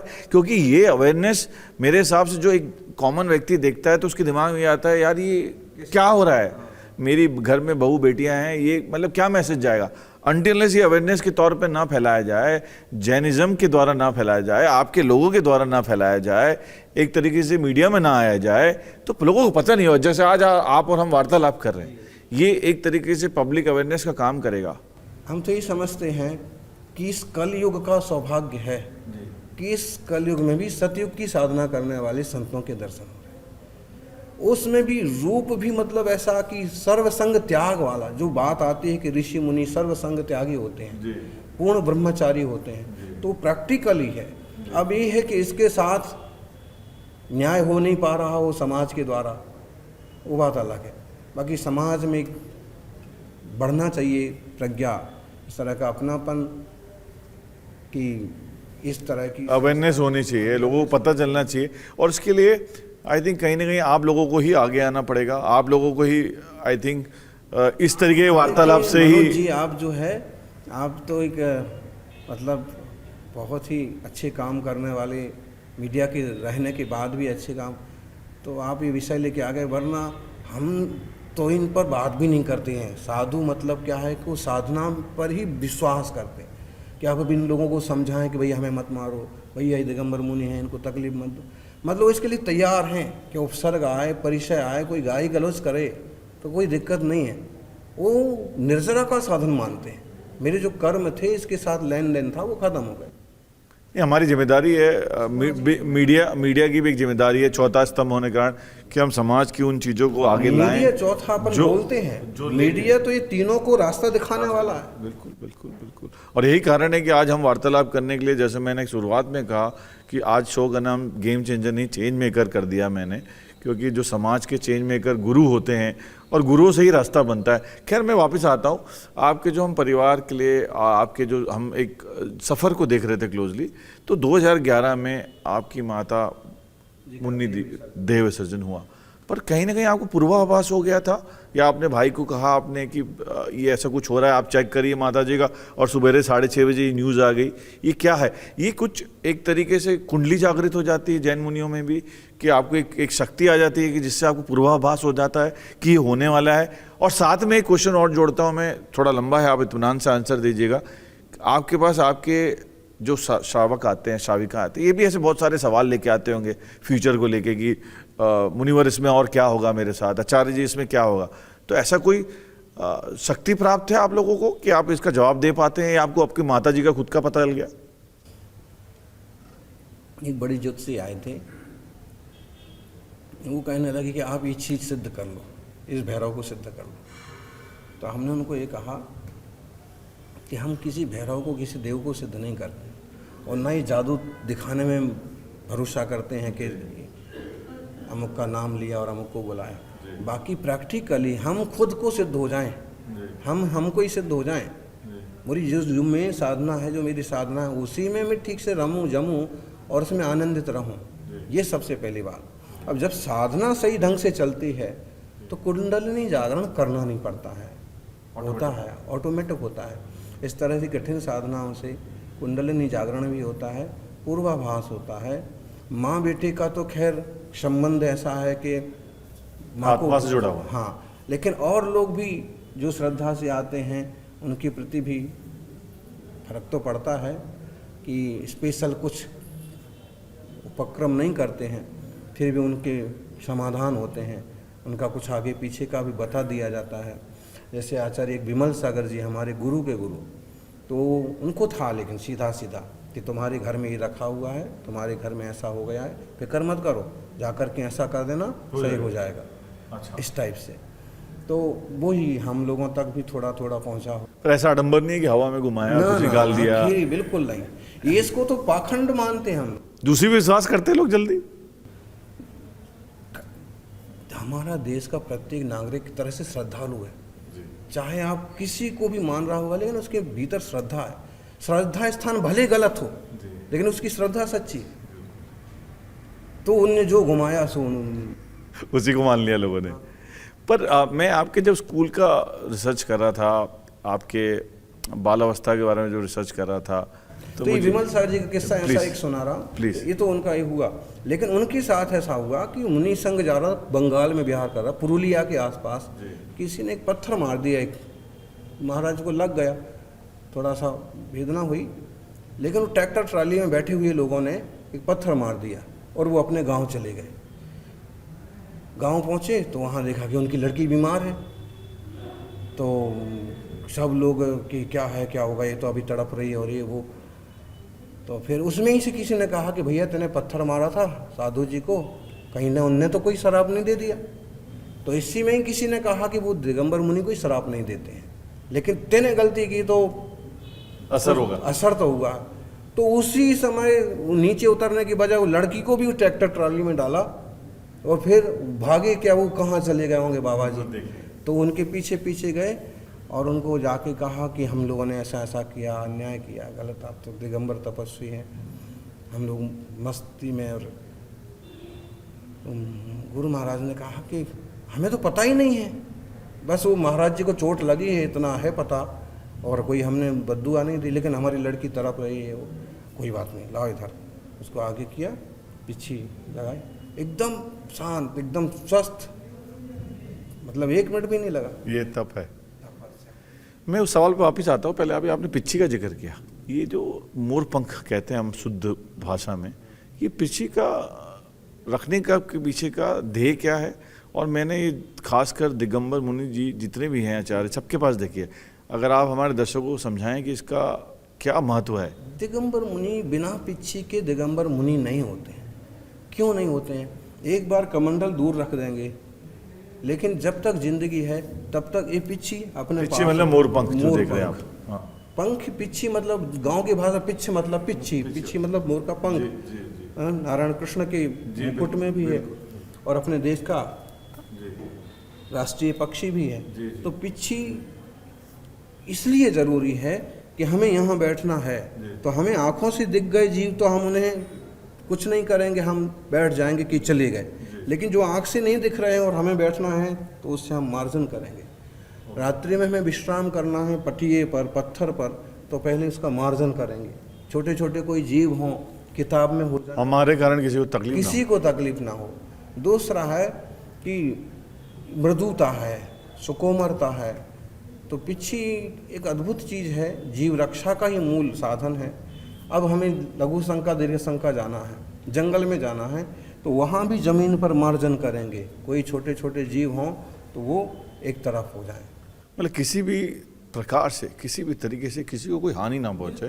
घास पर भी पाँव नहीं रखना है। अच्छा। कच्चे पानी को भी तकलीफ नहीं, घास पे पाँव क्यों नहीं रखना? क्योंकि घास एक केंद्रीय जीव है। जगदीश चंद्र बसु ने सिद्ध किया, घास एक केंद्रीय जीव है। हाँ, घास को हम जीव मानते हैं। जब उसको तेज धूप लगती है तो सूख जाता है, जब पानी मिलता है तो खुश हो जाता है। छुई मुई तो सबने देखा। जी बिल्कुल, टच करें तो टच छुई में कहते हैं इसको, टच करें तो सुकड़ जाती है। हाँ, उसे पता पड़ रहा है कोई छू रहा है। ऐसे ही आप देखो कि इसका बहुत सारे प्रयोग हुए अभी तो, कि अगर पेड़ को एक तरह का यंत्र लगाया और कोई कुल्हाड़ी लेके जाता है तो उसके वाइब्रेशन अलग तरह के होते हैं, और अगर कोई पानी देने के लिए जाता है तो उसके वाइब्रेशन अलग तरह के होते हैं। एक तो वो भी जीव हैं। तो कोशिश ये रहती है कि प्रासुप भूमि में चलना है। चातुर्मास में एक जगह क्यों रुके? क्योंकि पानी बरस रहा होगा, जगह जगह पानी भरा होगा, पानी में जीव हो रहे होंगे, घास उगी होगी, तो एक जगह रुकें, लोगों को मार्गदर्शन करें, तपस्या करें, जीवों की रक्षा करें। तो पिच्छी वाली बात बता दी। और जैन मुनि जी, और पिच्छी को अब हम और थोड़ी तरह से बात करें ना, तो एक तंत्र का भी साधन है। अच्छा। मतलब इसको तंत्र, अपन जैन लोग तंत्र में उतना विश्वास नहीं रखते हैं, लेकिन तांत्रिकों में पिच्छी के पंख, आपको कई मोर छड़ी वाले बाबा मिल जाएंगे, उनका काम ही मतलब उससे झाड़ा फूकी करना। तो ये तंत्र का भी औजार है, लेकिन मुनि जीव रक्षा के लिए करते हैं। इसका पर्पस अलग है। हाँ, कभी अति आवश्यक हो तो, अति आवश्यक हो तो भले किसी के लिए छुआ दें या उसको उपचार कर दें। अच्छा, वो उसका यूज भी होता है कदाचित, मतलब कोई बीमार हो गया तो उसको ठीक करने के लिए भी, इसका उपचार के लिए कदाचित अगर जरूरत पड़ गई तो भावनावान है इस टाइप से। तो मैं इसके अलावा जो दूसरी चीज़ें मैंने देखी है, जो आचार्य जी मुनिवर के पास मैंने दिगंबर जैन के कमंडल होता है, ये कमंडल है, इसमें लगभग 1.5 लीटर पानी आता है अगर मैं गलत नहीं हूँ। ये हमें 24 घंटे चलता है पूरा। 24 घंटे 1.5 लीटर पानी। बस जैसे आज आहार चर्या हुई, श्रावक ने इसमें पानी भर दिया, प्रासो गर्म जल, क्योंकि कच्चा तो जीव पड़ जाएंगे, उबला हुआ पानी भरा, तो ये हमें अब चलेगा 24 घंटे तक। 24 घंटे में एक जैन मुनि 1.5 लीटर पानी से पूरा मतलब अपनी लघु शंका, दीर्घ शंका, हाथ मुंह धोना। ये कैसे पॉसिबल है कि 1.5 लीटर में आप पूरा दिन निकल जाता है? अब आप देखो, अभी आप 24 घंटे रुक जाओगे तो पता पड़ जाएगा। मतलब ये बहुत मतलब कठोर। पानी का प्रयोग भी घी की तरह करो। दुनिया में पानी ज़्यादा क्यों उपलब्ध है? क्योंकि ज़्यादा लोगों को इसकी ज़रूरत है। पर 1.5 लीटर पानी, अगर ये बात सब सुन रहे हैं मुझे आज भारत के लोग, तो 1.5 लीटर पानी में एक गुरुवर आचार्य श्री अपना पूरा दिन निकाल देते हैं। तो मैं आप सबसे अनुरोध करूँगा इनके माध्यम से कि जब हम बाथरूम में ब्रश भी करने जाते हैं ना, तो उसमें मेरे को लगता है 10 मिनट में हम 10 लीटर पानी वेस्ट कर देते हैं, क्योंकि हम टैप चालू करके काम करते हैं। तो मैं आप सबसे अनुरोध करूँगा गुरुवर के माध्यम से कि पानी का उपयोग कैसे किया जाता है, जैसे उन्होंने कहा कि पानी का उपयोग घी के तरीके से करें। तो मैंने जब दूसरा देखा बात कि इसका एक किस्सा गांधी जी से संबंधित है कि उन्हें जब टैगोर जी ने उनके लिए एक लोटा पानी रख दिया कि आपके लिए दंत मंजन मुंह धोने के लिए, तो उनका एक लोटा पानी किसी के द्वारा लुढ़क गया। तो टैगोर जी ने कहा कि और लाते हैं, रविन्द्रनाथ ठाकुर और लाते हैं एक लोटा पानी। तो उन्होंने कहा कि नहीं, मेरे हिस्से का पानी गिर गया और मैं अब जो नहीं, हमारे यहाँ गंगा बहती है, पानी की यहाँ कोई कमी नहीं है। ये गुजरात, ये अहमदाबाद नहीं है कि यहाँ पानी की कमी हो, यहाँ भी है साबरमती। तो उन्होंने कहा कि जो गंगा में, साबरमती में, कृष्ण में, गोदावरी में जो पानी बह रहा है वो अकेले मेरे लिए नहीं है, सबके लिए, वो सारे लोगों के लिए है। मेरे हिस्से का पानी गिर गया, इसलिए दूसरा पानी नहीं लूँगा। हम लोगों को पानी को ऐसे वापरना चाहिए। सब नालियों में बहा करके हम उसको इतना गंदा कर देते हैं, उसमें वो मिलाते हैं, क्या होता है, जहर, उससे सफाई करते हैं, वो फिर नदियों में जाता है। नदियों का पानी पिया जाता था, हमने खुद पिया, अब नदियों का आज कौन पी सकता है? कोई नहीं पी सकता। जहर बहा दिया, और अभी तो ड्रिल करके जमीन के अंदर ही जहर भरा जा रहा है, वो जो बहुत हानिकारक है आने वाली पीढ़ियों के लिए। फिर क्या होगा? सामान्य आदमी पानी नहीं खरीद पाएगा तो बिना पानी के मरेगा।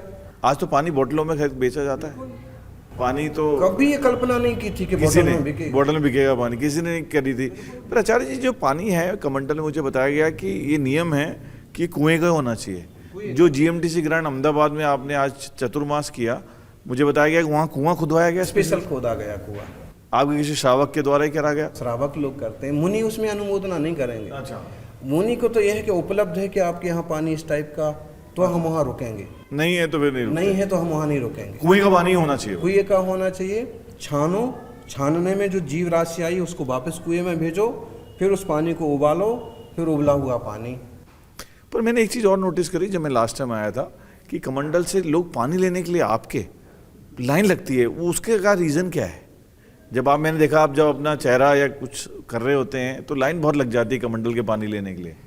एक गुरु, हमारे महान गुरु थे, तपस्वी, जिन्होंने जिंदगी में 10,000 से ज़्यादा उपास किए। उपास का मतलब निर्जल उपास, और 10,000 का मतलब हुआ 10,000 दिन तक उन्होंने कुछ नहीं लिया। 10,000 दिन तक? हाँ, 10,000 उपास किए, मतलब 10,000 निर्जल, 10,000 दिन तक कुछ नहीं लिया। उनकी आयु 72 साल, 72 साल में से आप 10,000 निकाल दो, लगभग 30 साल तक उनके ऐसे। और आहार में क्या होता था? हम और आप तो रोटी दाल साग लेते हैं, शुद्ध शाकाहार, लेकिन वो ये नहीं लेते थे। वो केला, उबला हुआ केला और पानी, उबला हुआ केला, हाँ, उबला हुआ कच्चा केला और पानी, वो लेते थे आहार में। और जीवन के आखिरी 10 साल केवल छाछ और पानी। छाछ और पानी में? क्या नाम बताया आपने उनका? आचार्य श्री सन्मति सागर जी महाराज, आपके जो गुरुवर रहे, वो तपस्या के चक्रवर्ती तपस्वी सम्राट क्या गया? तपस्वी सम्राट कहलाते थे।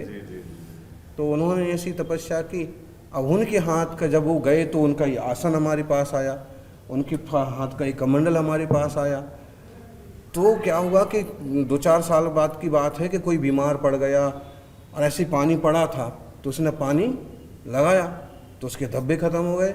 क्या बात? हाँ, तो इस टाइप से जैसे अब पानी हम पाँव धो रहे थे या हाथ धो रहे, वो पानी ले लिया। तो ये कि अभी तपस्वी के हाथ का है, फिर हमारे हाथ में भी है, तेज है इस पानी में। पर ये जो गुरु हम इसको ऐसे भी तो कह सकते हैं, मान सकते हैं, इसको हम अंधविश्वास में नहीं डालें। कुछ लोग सोच रहे होंगे, और हम कोशिश करते हैं कि हम ना देवें, और हम ये भी कहते हैं कि इसका प्रचार मत करो। लेकिन अब जिनको पता पड़ गया तो, और अब तो ज़्यादा लोगों को आपने बता दिया। नहीं, मैंने आंखों से देखा, क्योंकि जब आप स्टेज में ऊपर चढ़ के जा रहे थे, तो जब आप पानी से अपना मुंह धोते हैं तो लोग वो पानी लेने के लिए लाइन लगती है, भीड़ लग रही थी कि इसकी अभी धक्का मुक्की हो रही। कारण उसका मैं जानना चाह रहा था आपसे। चाहते तो ये है कि कोई हाथ का धोया हुआ, पाँव का धोया हुआ पानी यूज ना करें, लेकिन वो गंधोधक बोल के अपने माथे पर या शरीर पर लगा लेते हैं। और अगर इसमें से मिल गया तो फिर औषधि रूप से, अब जैसे अपन कोविड में जो वैक्सीन बनी, उसमें कुछ चीज़ें मिलाई गई, एक तरह की पानी में कुछ चीज़ें मिला दी गई। हम अगर जो अध्यात्म पर भरोसा करने वाले लोग, कि तपस्वी के हाथ का जल है, उसकी एनर्जी कुछ उसमें गई, तो संभव है कि वो लोगों का उपचार कर सके। पर ऐसे कुछ किस्से आए हैं आपके नज़रों के सामने? हम गौर नहीं करते, बहुत सारे किस्से हो जाते हैं, हम ही परेशान हो जाते हैं।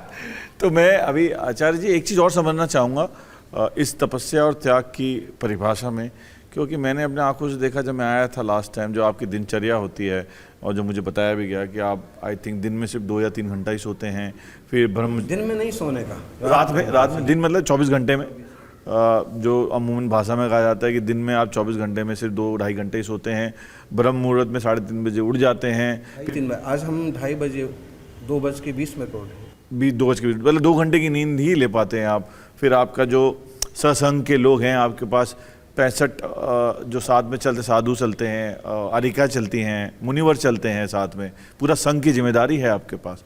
बट जो सबसे ज़्यादा चीज़ मुझे जो अट्रैक्ट करी, जो और थोड़ा करीब ले गए इसको समझने के लिए, जिस कारण मैं आपके सामने बैठा हूँ आज, कि जो आपका आहार करने का तरीका है वो दोनों हाथों से, जिसको अंजुली कहते हैं आप लोग, तो वो तरीका ऐसा है कि अगर आपके हाथ में कोई बाल या कीड़ा भी आ गया तो वो खाना नहीं खाते आप, और दिन में एक ही बार आपको आहार लेना है। 24 घंटे में 24 घंटे में एक बार आहार लेना है। और जो जिस घर से आहार आता है उसके भी अपने नियम है कि सवेरे 5 बजे उठ के उसी दिन आटा पीसना है, नमक नहीं डालना है।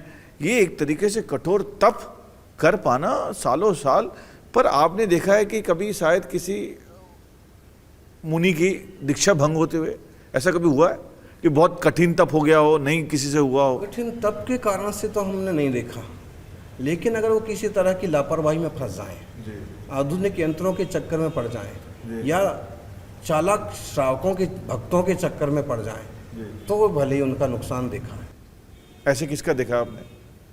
अब इतना बड़ा संघ है, कोई नाम याद आता हो आपको? नाम याद आता हो आपको? कोई नाम भी है, लेकिन जो सूरत के आपके किस्सा अगर आप बता रहे हैं, आचार्य शांति सागर, जिनको अभी 4 अप्रैल 2025 में 10 साल की सजा सुनाई गई, तो वो कहीं ना कहीं लोगों का विश्वास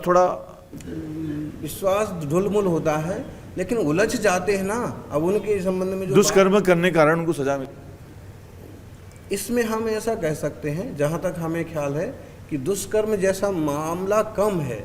वो कुछ कैसा हुआ रहा कि कोई पैसा वैसा आ गया, पैसे पर उनने अपना स्वामित्व रखने की कोशिश की, आचार्य शांति से जो भी रहे, और फिर उन जो सामने वाला है या सामने वाली है, उनकी कुछ ऐसी लालसा है कि ये चीज़ हमें मिल जाए, और जो वो सेटल होते ना दिखी। इसलिए जब लोभ लालच या स्वार्थ वगैरह है या स्वार्थी लोगों के बीच में है, तो साधु का भी नाश होना है। पर इससे शायद लोगों का विश्वास थोड़ा डिलता है, लोगों का विश्वास ढिलता है, लेकिन अच्छे साधकों को देख करके स्थिरता भी आती है कि अब किसी एक मछली अगर समुद्र में मर जाए तो वो पूरा समुद्र को तो हम गंदा नहीं मान रहे हैं। तो बिल्कुल सही। आई थिंक ये तो हर जगह का किस्सा है।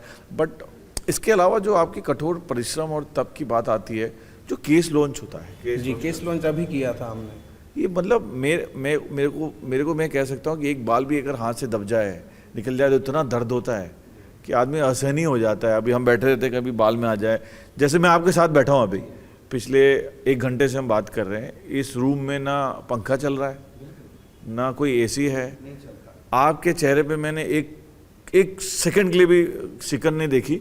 बट शायद मैं इनिशियली थोड़ा विचलित हुआ, बट मैं अभी आपके साथ बहुत कंफर्टेबली, शायद कहते हैं ना गुरु का तेज कहीं ना कहीं आपके पास भी आता है। पर ये केस लॉन्च का जो कारण है, ये क्यों इतना अपने आप को तकलीफ दी जाती है आचार्य जी, मुझे समझना है। मुझे ऐसे लगता है कि अगर एक केस लॉन्च हटा दिया जाए तो जो आपको सिर्फ 2000 जितने साधु दिख रहे हैं ना, दिगंबर जैन साधु, ये अचानक से 20,000 तक पहुंच जाएंगे। अच्छा, अगर ये हटा दिया जाए तो क्या दिक्कत है फिर तो दिगंबर मुनि को श्रावक भी कितनी अच्छी अच्छी वस्तु भोजन में देता है। वो खुद नहीं खाता होगा काजू किशमिश, लेकिन थोड़े से भी होंगे, लेकिन वो देने की कोशिश करता है। वो लेवे ना लेवे वो बात अलग है, बट लाता है। हाँ, तो खाने का लालच हो और परिश्रम कुछ ना हो, तो अगर अपन इसको एक तरफ रखो, मूल क्या है, इनका स्वावलंबी जीवन है, अयाचक वृत्ति है। हमें यहाँ रुकना है, ये भी याचना नहीं करना है। हम बीमार हैं, हमें दवा चाहिए, ये भी याचना नहीं करना है। किसी से एक पैसा नहीं मांगना है। वो 2 करोड़ का कार्यक्रम करो, 10 रुपये का करो, मत करो। वो अपने लेवल पर ग्रस्त लोग करो, उसमें हम लिप्त हों वो नहीं चलेगा। ये इसका सबसे बड़ा प्रतीक है कि केवल 5-10 रुपये में बाल काट दिए जा सकते हैं, लेकिन मुनि केस लॉन्च करते हैं, मतलब उनको किसी से 10-5 रुपये के लिए भी हाथ नहीं फैलाना है, खाने को भी हाथ नहीं फैलाना है। वो अपनी मर्जी से, अपनी स्वावलंबन से जाएंगे। किसी के यहाँ योग बना तो आहार करेंगे, नहीं तो तुम 1000 लोग खड़े रहो। आज आप थे क्या भोर में? आज यहाँ भी, यहाँ शायद जो है इतिहास में पहली बार हुआ होगा कि लगभग 200 से ज़्यादा लोग पड़गहान को खड़े थे, जैसे वहाँ खड़े थे। जी, वो देखा मैंने। तो अब जाना है कि नहीं जाना, किसके यहाँ जाना, और योग बन गया तो चले गए, नहीं तो ये पूरा स्वावलंबी जीवन है। अपनी ताकत पहचानना है, वैराग्य का प्रतीक है। बाल बड़े हो जाते हैं, सुंदरता होती है, राग बढ़ेगा।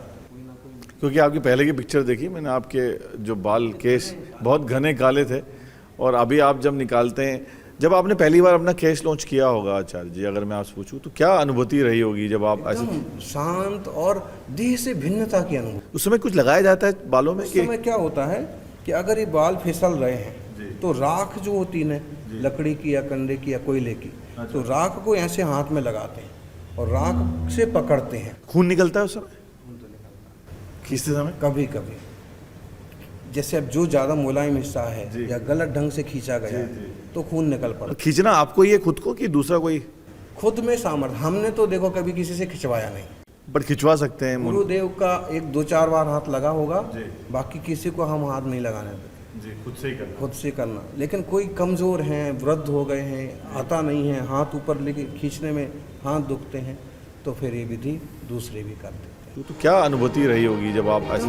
शांत और देह से भिन्नता की अनुभूति। उस समय कुछ लगाया जाता है बालों में? उस समय क्या होता है कि अगर ये बाल फिसल रहे हैं, टफ हो जाता है आपको गर्मी या सर्दी में संभालना अपने आप को? दोनों मौसम में तकलीफ तो होती है, क्योंकि शरीर तो जैसा सबका है वैसे अपना है। हमारे गुरु के गुरु महावीर कीर्ति जी, जिनका ये सिंहासन है, ये नेपाल की रानी ने उनको गिफ्ट किया था। और अभी कुछ साधु क्या करने लगे कि प्लास्टिक की या घास वाली चिटाई ले लेते। मुझे बताया कि अस्पताल नहीं जा सकते, इंजेक्शन नहीं लगवा सकते। तब भी देखा जाए तो हमारे भारतीय रसोई घर में ही दवाइयाँ, हल्दी अपने आप में दवाई है। अभी कोई बड़ी समस्या पड़ गई, समाधि। जब आपके श्रावक ये 8-10 करोड़ रुपए खर्चा कर देते हैं फंक्शंस के पीछे, भव्य बनाने के पीछे, तो उसको आप कैसे देखते हैं? क्योंकि मैंने आपके एक 2013 का एक वीडियो देखा जिसमें आप बहुत ज़्यादा क्रोधित दिख रहे थे। तो जैनिज्म की बात आती है तो जो जैन मेरे जानकार हैं, मित्र यार हैं, वो कहते हैं कि हम तामसिक भोजन का प्रयोग नहीं करते, हम प्याज नहीं खाएंगे, हम ज़मीन से निकली हुई चीज़ें नहीं खाते। पर ऐसा क्यों? 24 में से 18 घंटे आप मौन रहते हैं। कम बोलो काम का बोलो। काम कब? कम बोलो काम कब बोलो। इतनी बड़ी घटना घट गई, माँ ने कहा मोबाइल रख, मोबाइल रखा, पंखे पर जाके लटक गई छोरी। तो इसको कैसे दूर किया जाए? जो मोबाइल का और सोशल मीडिया का जो ज़माना आ गया है, ये फायदा भी है और नुकसान बहुत ज़्यादा कर रहा है। नरेंद्र मोदी जी का नाम आता है, आदरणीय प्रधानमंत्री का, आपके मन में क्या एक लाइन आती है? आदमी बढ़ गए थे तो कोरोना आ गया। आचार्य जी, ये तो बात होगी केस लॉन्च की, और सबसे बड़ा मेरे मन में सवाल आता है जब भी मैं आपसे मिला या दिगंबर जैन के किसी भी आचार्य से, मुनिवर से मिला, आप हमेशा कोई वस्त्र होता नहीं है शरीर में, गर्मी आ जावे, ठंडी आ जावे तो ये अपने शरीर के तापमान को मैनेज कर पाना, खासकर ठंड में बड़ा मुश्किल होता है। गर्मी में भी तो मैं तो देख रहा हूँ कोई पंखा एसी नहीं है, ठंड में कैसे मैनेज हो पाता है बिना वस्त्र के? क्योंकि आप ज़मीन में ना कुछ बिछा के सोते हैं ना कुछ करते हैं, मैं आपको भी देख पा रहा हूँ, अभी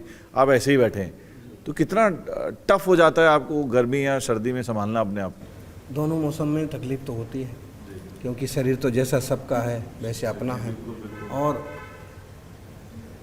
गर्मी में पिपासा संबंधी ज़्यादा होती है, और जब उष्णता शुष्कता बढ़ती है उसमें फिर मैं अपने चेतना की दृष्टि करना, जैसे गीता में कृष्ण स्थित प्रज्ञता की बात करते हैं, या समय सार में कुंद कुंद आत्मा की बात करते हैं, तो वो कि देह से भिन्न अपनी अनुभूति वो, और एक ज्ञायक स्वभाव, ज्ञान की अनुभूति करना, तो इसमें स्थिरता मिलती है, शांति मिलती है कि देह का कुछ हो रहा है होने दो। सर्दी जरूर बहुत बार मार्ग बन जाती है।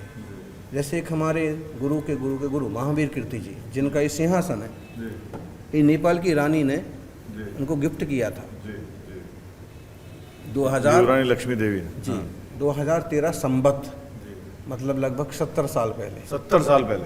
तो 70 साल पहले वो भी थे, और वो रानी जी का भक्ति बन गई उनके प्रति। वो नेपाल की वैरागी लक्ष्मी देवी थी, तो उनका समाधि मरण ठंडे से हुआ था। यहीं से गिरनार से अहमदाबाद पहुँचे, महासाना पहुँचे, लेकिन जो फक्कड़ वृत्ति होती है ना, कुछ सहारा नहीं लेना, तो ऐसे पूस के महीने में तालाब किनारे रुके हैं, पेड़ के नीचे बैठे हैं, तो उनका तो नुकसान तो होता है, लेकिन सहनशीलता के कारण से।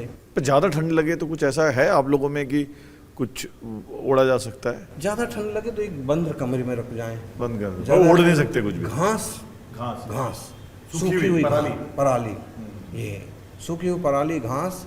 और अभी कुछ साधु क्या करने लगे कि प्लास्टिक की या घास वाली चिटाई ले लेते हैं, कपड़ा तो लेना ही नहीं है, इस टाइप से वो करके अपनी सुरक्षा कर लेते हैं। तो क्या ये दिगंबर जैन समाज में मुनिवर्स के लिए, आचार्य के लिए, आप जब बीमार पड़ते हैं तो आपको, मुझे बताइए, अस्पताल नहीं जा सकते, इंजेक्शन नहीं लगवा सकते, कभी नहीं, दवाई नहीं ले सकते, सर ये जो इंग्लिश दवाई नहीं खाना, तो फिर कैसे ठीक हो गए? बीमार हो गए तो देखा जाए तो हमारे भारतीय रसोई घर में ही दवाइयाँ हैं। हल्दी अपने आप में दवाई है, सौंठ अपने आप में दवाई है, लौंग अपने आप में दवाई है, जीरा अपने आप में, अजवाइन अपने आप में दवाई है, घी अपने आप में दवाई है। तो जो श्रावक समझदार हैं कि अब इनको खांसी सर्दी ज़्यादा हो गई तो क्या करें, तो हल्दी नमक की फांकी दे लो महाराज, ठीक हो जाएंगे। ये लवंग का उगाला हुआ पानी है, ये पी लो, ठीक हो जाएंगे। थोड़ा सा नमक जो है उसको सेक दिया और इसको फांकी ले लो, कुल्ला पानी पी लो, बुखार उतर जाएगा, हाँ ठीक हो जाएंगे। तो इस टाइप से होते हैं। और कभी कोई बड़ी समस्या पड़ गई, समाधि पर कब समय पता चलता है कि ये समाधि का समय आ गया है? गुरु कुछ चीज़ें देखते हैं और शरीर से भी मालूम पड़ता है। इसके लिए पूरा एक भगवती आराधना एक ग्रंथ लिखा हुआ है कि 40 अधिकार कैसे समझना कि समाधि के लायक कौन है। तो हस्तरेखा विज्ञान, ज्योतिष विज्ञान, आयुष्य का उसका विभिन्न तरह से निर्णय करना। बड़ी बात। पर मुझे एक चीज़ बताइएगा, जैसे आपने कहा अभी कि जैसे ये चतुर्मास का फंक्शन हुआ अभी हमारा यहाँ पे अहमदाबाद में, इतना भव्य आयोजन हुआ, इतने लोग आए, आई थिंक लगभग 2.25 लाख लोगों को खाना खिलाया गया। कम से कम 5 लाख से ज़्यादा 5 लाख से ज़्यादा लोगों को खाना खिलाया? नहीं, उपस्थित रहे। मुझे बताया गया नंबर, खाना 2 लाख के आजू बाजू लोगों को खिलाया गया। तो इसके पीछे जो धन का व्यय होता है, एक तरीके से एक तरफ आप जो करुणा के तप के सागर हैं, आपको इन चीज़ों में कोई इंटरेस्ट नहीं है। जब आपके श्रावक ये 8-10 करोड़ रुपए खर्चा कर देते हैं फंक्शंस के पीछे, भव्य बनाने के पीछे, तो उसको आप कैसे देखते हैं? इसको हम सामाजिक डेवलपमेंट के रूप में भी देख सकते हैं। वो जो वहाँ पर मंडप लगाने वाले जो 100 लोग काम कर रहे हैं, उनके परिवार का पालन होगा, उनके बच्चों का पालन होगा। अचानक से उनको 10,000 रुपये मिल जाएंगे, उसकी एक साथ फीस भरी जा सकती है। और जो भोजन बनाने वाले हैं, भोजन परोसने वाले हैं, जो गाने वाले, बजाने वाले, श्रावक जो है, इसको हम ये भी देखते हैं कि कोई लोग अपने भोगों में ही बर्बाद करते हैं, घूमने चले जाएंगे, शराबखोरी करने लग जाएंगे। जिससे भले ही श्रावक कि खुद दाल साग रोटी सिंपल खाते हैं और जब मौका पड़ता है तो हज़ारों लोगों को जिमाते हैं, तो जीमने वाले समाज बंधु, गरीब बंधु, अनाथालय के लोग, विद्यार्थी, तो देखा जाए तो कहीं ना कहीं इसमें सामाजिक सौहार्द, सामाजिक विकास, कमज़ोर वर्ग का सहयोग छुपा हुआ है। कई बार इस टाइप के आयोजन को लोग बड़ा उंगली करते हैं कि क्या है, करोड़ों खर्च कर दिया है, तो दिखावा कर रहे। दिखावा के पीछे भाई वो जो झंडा लेके चल रहे हैं, जो ढोल बजा के चल रहे हैं, उनकी जेब में भी तो कुछ गया। पर धीरे धीरे मैंने देखा है कि ना सिर्फ जैन समाज, आप विभिन्न वर्गों के समाज के लोगों को भी चतुर्मास में मैंने आते देखा। मैं खुद आया, गवर्नर श्री आए, सीएम श्री आए, अलग अलग नेता मंत्री आए दर्शन करने के लिए, आशीर्वाद लेने से। इससे क्या हो रहा है कि ये जो इसमें तो क्या होता है, मैसेज बढ़ता है जी, बड़ा चमत्कार टाइप का। ऐसे कैसे हो जाता है? अब जैसे कुछ लोगों ने बताया माइक पर, बोले एक सज्जन तो बोले हर्ष भाई आए तो वो सादा मंत्री से सीधे उप मुख्यमंत्री बन गए, जगदीश भाई आए तो सादा मंत्री से सीधे उप प्रधानमंत्री बन गए। हर्ष भाई पे एक अच्छा आशीर्वाद आया कि वो उप मुख्यमंत्री बन गए। बहुत डायनेमिक मंत्री हैं, बहुत यंग एज में, 40 साल के, मेरे तो पर्सनल जानकार हैं। तो इस टाइप की चीज़ें क्या होता है कि वो आशीर्वाद कुछ दे दिया महाराज जी ने, तो फिर लोग उसको जोड़ लेते हैं उससे। आई एम श्योर कहीं ना कहीं ये पड़ता है, ये तो दिव्य एनर्जी का फर्क पड़ता है। अगर साइंटिफिक लैंग्वेज में अगर आप माने, बिजली ना जुड़ी हो तो ये किस काम का, और इसमें गुरु की बिजली जुड़ जाए तो बहुत बड़ी बात हो जाती है। तो बट अभी गुरुवर को, आचार्य श्री को कभी गुस्सा आया? क्योंकि मैंने आपके एक 2013 का एक वीडियो देखा जिसमें आप बहुत ज़्यादा क्रोधित दिख रहे थे। मैंने काफ़ी रिसर्च करी इस बारे में, तो आपके क्रोध का कारण ये था जो वीडियो में आप कह रहे थे, आई थिंक कुछ जैन समाज के ठेकेदारों को आप डांट रहे थे कि आते हैं, नारियल चढ़ाते हैं, तिलक लगाते हैं, और 2023 का, हाँ, तिलक लगाते हैं और चले जाते हैं। 1 मिनट भी बैठ के व्याख्यान सुनने का समय नहीं है इनके पास। तो आप काफ़ी 20 मिनट तक आपने नॉन स्टॉप बोला था इस बारे में। उस समय एक बड़ी घटना घटी थी। कर्नाटक में एक मुनि को कुछ अनैतिक तत्वों ने ख़त्म कर दिया था। अब वो सभा चल रही थी तो लोगों के 2-2 मिनट के वक्तव्य हुए, फिर उसमें से एक नेताजी टाइप के लोग जो थे वो उठ के जाने लगे जब हमारा प्रवचन हो रहा था। तो हम तो सिर्फ 2-4 मिनट की प्रेयांजलि देने वाले थे कि भाई गलत है और ऐसा नहीं होना चाहिए। उस पर थोड़ा सा आक्रोश आ गया कि मतलब, हाँ, एकदम से। मैंने देखा वीडियो आपका, बिल्कुल, कि इतना गंभीर मुद्दा है और ये 2 मिनट सुन नहीं सकते। इस टाइप से इतना गंभीर मुद्दा है कि किसी की हत्या हो गई है और एक तरह से पूरे संत समाज पर एक तरह का उपद्रव है, और ये 2-5 मिनट शांत नहीं बैठ सकते हैं। फिर चालू जो हुआ तो 20 मिनट तक चला, मैंने देखा। और दूसरा आपका विले पालने में जो जैन मंदिर, उसको लेके भी बोला था, उसके भी लेके आपने बोला था। उसको लेके आपको क्या लगता है अभी जो हुआ वो? आई थिंक उसकी सजा कहना नहीं चाहिए, बट कहीं ना कहीं कहते हैं कि ना कुछ किए हुए काम आपके ऐसे होते जो रिवर्स, हाँ, उसी समय हुआ था, हाँ, उसी समय हुआ था, तो उसी समय हो गया वो। तो उसके बारे में आप जब सोचते हैं तो आपके मन में क्या विचार आते हैं? क्या, हालांकि पूरा समाज आपका इकट्ठा हुआ उसमें। हम उसमें उस मंदिर के दर्शन हमने भी करे मुंबई चतुर्मास गुरुदेव के सानिध्य में, तो बड़ा अच्छा था वो स्थान। और वो जो होटल वाले थे, जब वहाँ जगह रुकने की नहीं थी तो हमको रुकाया भी था। उनका होटल का एक हिस्सा बन रहा था, वो खाली पड़ा था, तो उसमें रुकाया भी था 1 आध दिन के लिए। तो जब हमने सुना तो पहले ही लगा कि ये तो बढ़िया आदमी था और ऐसे कर रहा है। तो फिर लेकिन जब सारी बात मालूम पड़ी तो मैसेज गया। तो लेकिन ऐसी चीज़ें नहीं होना चाहिए। देखो, हम इसलिए बोलते, जैसे आपने भी कहा अवेयरनेस, हम भी कहते हैं कि जब सबको पता है, सरकार को पता है कि एक छोटा सा समुदाय बचा है, ढेर सारी इसमें विशेषताएं हैं, ढेर सारे इनके नियम कानून हैं, 1% की भी आबादी की नहीं है अभी। हाँ, अब इनके लिए किस ढंग से, मुझे जैसे लगता है कि जो लुप्त होती हुई प्रजातियों की सुरक्षा की जाती है ना, सरकार को ऐसा कोई कानून बना कि इस प्रजाति की सुरक्षा करना चाहिए। बिल्कुल सही बोला आपने। अगर सरकार हमें सुन पा रही है तो ये बहुत अच्छा मैसेज दिया है गुरुवर ने कि इस प्रजाति की रक्षा करनी चाहिए, जैन समाज की रक्षा करनी चाहिए। मुनि कहाँ मिलेंगे बताइए? अगर आए दिन उपद्रव होने लगे तो क्या आपको ऐसे वीतराग, शांत, सहज, प्रभावशाली वक्ताओं की मुद्रा मिलेगी? मेरा तो ये भी मानना है कि आज से 10 साल के बाद ऐसे आचार्य खोजना मुश्किल हो जाएगा, जिस तरीके से हमारा समाज अभी आगे बढ़ रहा है।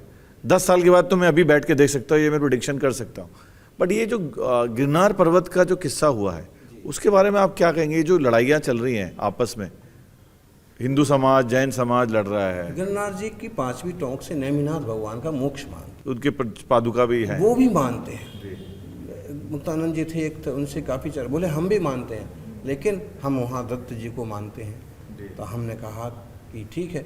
अच्छा, वो मानते हैं कि नेमिनाथ यहाँ से मोक्ष नहीं गए, तो भैया ये बताओ फिर कहाँ से मोक्ष गए?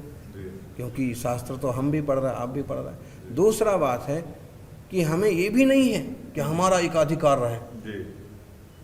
अभी हाल एक दिन चर्चा हुई थी एक बड़े नेताजी से, तो हमने उनको कहा कि ऐसा हो सकता है कि सभी दर्शन करें, होना ही चाहिए। ये पूज्य एक विज्ञान भवन में मोहन भागवत जी के सानिध्य में एक कार्यक्रम हुआ, तो एक बढ़िया लाइन बोली उन्होंने, हम लोगों ने भगवान बांट लिए, ये महावीर स्वामी हमारे, बुद्ध उनके, राम जी हमारे। तो ऐसे नहीं होना चाहिए। जितने सारे श्रेष्ठतम महापुरुष हुए हैं, भले किसी के प्रति अधिक श्रद्धा हो, लेकिन बाकी सबों के प्रति अपनेपन का भाव जरूर होना चाहिए। गिरनार जी के लिए भी हम यही बोलते हैं, गिरनार जी में सब लोग दर्शन करें, लेकिन जब श्रावक जैनी भी दर्शन करने जाएं तो सम्मान के साथ उनको उनके दर्शन करने को मिले, चरण स्पर्श को मिले, उनके साथ ज्यादती ना हो, खींचतान ना हो, गाली ना दी जाए, तो कैसा समरसता बनी रहेगी, आत्मीयता बनी रहेगी। अब जबरदस्ती तुम लाठी लेके खड़े हो जाओ, तलवार घुमाने लग जाओ, तो फिर दूरियां नहीं बढ़ेंगी। पर ये आपस में बैठ के सॉर्ट कर देना चाहिए, कोर्ट तक जाने की जरूरत क्यों पड़ गई? आपस में बैठ के रास्ते नहीं निकलते ना, समझने को तैयार नहीं होते हैं। अधिकार सबको चाहिए। अब वहाँ मूर्ति नहीं थी, एक मूर्ति भी रख दी। जब वहाँ केवल चरण थे, उसकी फोटोग्राफी भारत सरकार की तरफ से हुई थी 1962 में, और अंग्रेज़ों के ज़माने के जो लेखक होते थे उनने भी लिखा कि नेमिनाथ के चरण हैं। तो ठीक है, एकाधिकार हम नहीं करें, हम सब दर्शन करें, लेकिन भैया थोड़े हैं तो उनको भी तो करने दो सम्मान से। अभी तो कोर्ट में मैटर सब जुडिस है, तो उसके तरीके से चल रहा है, दर्शन भी होते ही हैं, लेकिन उसके साथ अपन को नमोकार या भगवान का नाम सुनने को नहीं मिलता, गालियाँ सुनने को मिलती हैं, चलो हटो भगो, इस टाइप। तो ये जब जैनिज्म की बात आती है आचार्य जी, मैं आपके आखिरी के 5-6 सवाल लेके इसको आगे बढ़ाता हूँ। जब जैनिज्म की बात आती है तो जो जैन मेरे जानकार हैं, मित्र याद है, वो कहते हैं कि हम तामसिक भोजन का प्रयोग नहीं करते, हम प्याज नहीं खाएंगे, हम ज़मीन से निकली हुई चीज़ें नहीं खाते। पर ऐसा क्यों है कि पहला सवाल तो ये है कि ये तामसिक चीज़ों में आता है, जैसे आप लोग भी जैसे नमक नहीं खाते आहार में, नमक का बिल्कुल उपयोग नहीं होता है, समुद्री नमक तो बिल्कुल नहीं खाते, और कोई खाते भी हैं तो पत्थर वाला नमक, पत्थर नमक वाला खाते हैं। तो पर ये जैनिज्म में इस चीज़ को क्यों बोला गया है कि ये तामसिक भोजन आपके विकारों को उत्पत्ति के लिए सबसे पहले आमंत्रण देता है? ये आप भी मानते हैं, आई थिंक ये सब मानते हैं कि अगर जैनिज्म की अगर अच्छी चीज़ों को निकाला जाए फिल्टर करके, जो आप अपने जीवन में भी अपना सकते हैं, तो सबसे पहला कारण तो ये है। दूसरा, 6 बजे से पहले खाना खा लेना चाहिए, जो आप बताते, पता नहीं इंटरमिटेंट फास्टिंग जो अंग्रेजी में बढ़ गया है चलन कि जल्दी का, बिल्कुल वेरी वेरी राइटली सेड। तो ये भी बात मानी जाती है कि 6 बजे तक खा लिया जाए। पर ये मेरा मानना है कि ये सिर्फ जैनिज्म तक नहीं लिमिट है, ये आई थिंक सबको मिल के आना चाहिए, क्योंकि सनातन धर्म हमारा एक कहता है कि हम सब हिंदू हैं, उसके बाद फिर अलग अलग जातियों में हम डिवाइड हुए। 1-2 चीज़ें हैं, जैसे अब मार्कंडेय ऋषि हैं, वो एक श्लोक कहते बड़ा अच्छा, अस्तंगते देवानाथे आपो रुद्र मुच्यते अन्न मांसम समम प्रोक्तम मार्कंडेय महर्षि। जो देवानाथ मतलब सूर्य के डूब जाने के बाद जो लोग वो भोजन करते हैं, वो समझ लो मांस खा रहे हैं। जो लोग पानी पीते हैं उनको भी मना किया, बोले खून के जैसा हो जाता है। इसका वैज्ञानिक कारण क्या है? अल्ट्रावायलेट और इंफ्रारेड किरणें जब सूर्य से नहीं मिलती हैं तो ढेर सारे कीटाणु पैदा होते हैं, ढेर सारे जीव आते हैं। अभी लाइट में जीव नहीं है, लेकिन अंधेरा होते इसमें बहुत सारे जीव आ जाएंगे। तो रात में वो सब उसमें गिरते हैं, वो भी प्राणी हैं, और वो पेट में गए, इसका मतलब तुमने मांस खाया। दूसरा, उनके माध्यम से जो जर्म्स गए वो बीमारी में कारण बने। खास बात, सूरज जब तक उदयरत रहता है तब तक हमारे हृदय की ग्रंथियां खिली रहती हैं, और जैसे वो अस्त होता है तो कमल जैसे संकुचित होता है, वैसे हमारे शरीर के पाचन तंत्र में भी फर्क पड़ता है, और फिर वो पचता नहीं है, फूड पॉइजन होता है। इसलिए वैदिक संस्कृति में है ही, आज भी ढेर सारे ब्राह्मण बंधु उसका रात्रि भोजन त्याग रखते हैं, कंदमूल त्याग करते हैं, कम से कम लहसुन प्याज तो छोड़ते ही छोड़ ही देते हैं। तो आप कहते हैं एक शरीर, अच्छे शरीर के लिए, स्वस्थ शरीर के लिए लहसुन प्याज का तो त्याग कर ही देना चाहिए। ये तमस और तामसिक चीज़ों का आमंत्रण करता है आपके बॉडी में। मैं आखिरी के 3-4 साल मज़ेदार, वो मोदी जी कहीं उसमें गए रिसर्च कार्यक्रम में, और किसी ने उनको दिखाया कि देखिए मैंने ये आलू ऊपर पेड़ पर उगाए हैं, तो बड़ा उनने चुटकी ली कि वह ये जैन आलू है। जैन लोग जो है ज़मीन के भीतर के आलू नहीं खाते, ज़मीन के ऊपर तुमने उगाए हैं अब ये खाएंगे। वो क्योंकि उसमें एक तामसिकता भी आती है, दूसरा हम उसे अनंतकाय मानते हैं कि उसमें जीवाणु ज़्यादा है, इसलिए वो नहीं खाना। पर गुरुजी एक बात बताइए आचार्य जी कि 24 में से 18 घंटे आप मौन रहते हैं, और आप ये कहते हुए कि एक अगर चुप रहेगा तो 100 का भला होता है। तो ये मौन धारण का जो एक किस्सा भी है मेरे को उसके हाथ, जो दूसरा सवाल है कि आई थिंक आप 10वीं की परीक्षा के बाद सम्मत शिखर जा रहे थे ट्रेन में, तो एक दंपत्ति आपको शायद अडॉप्ट करने के लिए आ गया था, क्योंकि आप 2 घंटा मौन थे, अगर मैं गलत नहीं हूँ तो ये मौन रहना कितना जरूरी है बाकी लोग जो हमको सुन रहे हैं, क्योंकि अननेसेसरी का बोल बोल करने में एनर्जी जाती है अपनी। कम बोलो, काम का बोलो। कम बोलो, काम का बोलो। कम बोलो, काम का बोलो। और वचन तो तोल के बोलने जैसी चीज़ है। देखो, हम जैसे रुपए पैसे गिन गिन के खर्च करते हैं ना, वैसे हमारे शब्द और हमारा समय भी गिन गिन के खर्च करना चाहिए। कहाँ बोलना, कितना बोलना, ये हमें समझ होना चाहिए। हर प्रश्न का उत्तर देना जरूरी नहीं होता है। पिता ने कहा कि मोबाइल रख दो, तो वहाँ क्यों नहीं बोला जाता है, थोड़ी देर के लिए रख दो। माँ ने कहा यहाँ बैठो, क्या क्यों बैठो, 1-2 मिनट के लिए बैठो तो सही, फिर भले खड़े हो, फिर बाद में विनय से पूछ लो। हर चीज़ का उत्तर देने लग गए ना लोग, इसलिए सारी तनातनी चलती। पर ये तो सबसे बड़ा प्रॉब्लम का कारण है आचार्य जी। आपने बहुत अच्छी बात बोली, क्योंकि मेरा भी एक बेटा है 15 साल का। जब भी मैं उसको कहता हूँ कि आप ये फ़ोन ना करें, तो इमीडिएटली नहीं आता कि मैं फ़ोन नहीं रखूँगा। ये मैं अपना नाम इसलिए ले रहा हूँ सूत्रधार बन के, ये प्रॉब्लम सबका है। जो भी आज के डेट में माता पिता है, बड़ी घटना घट गई, माँ ने कहा मोबाइल रख, मोबाइल रखा, वो पंखे पर जाके लटक गई छोरी। तो इसको कैसे दूर किया जाए? जो मोबाइल का और सोशल मीडिया का जो ज़माना आ गया है, ये फ़ायदा भी है और नुकसान बहुत ज़्यादा कर रहा है। नुकसान ज़्यादा है, नुकसान ज़्यादा है। अभी शायद आपकी गुजरात की घटना है कि मोबाइल पर बात हुई विदेश में, दुबई में बैठे हुए पति से, पत्नी की, और पता नहीं किसने क्या बोल दिया, वो वहाँ दुबई में उसने आत्महत्या कर ली, उसका शव फिर अभी आया है। ऐसा तो ये आधुनिक चीज़ें ना ज़्यादा खतरनाक हैं। इसका अगर अच्छे से उपयोग करें तो अच्छा है, अन्यथा तकलीफ है। हर चीज़ के माइनस पॉइंट भी होते हैं, और अगर आप सदुपयोग कर रहे हैं तो अच्छा है, अन्यथा नुकसानदायक है। बट मेरे को एक चीज़ पूछना है आपसे कि हम लोग बिल्कुल यूज नहीं करते। बिल्कुल नहीं, मैं वही सवाल पूछ रहा था। आपने कभी मोबाइल देखा या यूज़ किया? कोई कुछ दिखाने आ जाए, जैसे अभी हमने एक बताया किस्सा, तो ऐसा कि आवश्यक हो दूर से, बाकी नहीं। तो ये शरीर और आत्मा के बीच में क्या संबंध है आपके हिसाब से? गीता में ढेर सारे श्लोक हैं, समय सारे से रचाई बना हुआ है। मतलब ये कि हम इसको एक चीज़ मान के चलते हैं, भी 2 चीज़ें हैं। जो ये बॉडी है ना, एक है घर और एक है घर में रहने वाला। ये शरीर हमारा घर है, उसमें रहने वाले हम कोई अलग हैं। जो रहने वाला तत्व है वह आत्मा है, और ये फिजिकली बॉडी, वो स्पिरिचुअली बॉडी, सॉल। तो हम लोग उसकी दृष्टि करें तो ये सारी चीज़ें, सारे पाप रुक जाएं। मुनियों को खींच खींच करके ब्रह्मचारी नहीं बनना पड़ता है। मुनि सहज ब्रह्म स्वरूप की साधना, हाँ, ये स्वरूप, ये स्वभाव है, तो बाहर के विकार आने नहीं पाते हैं।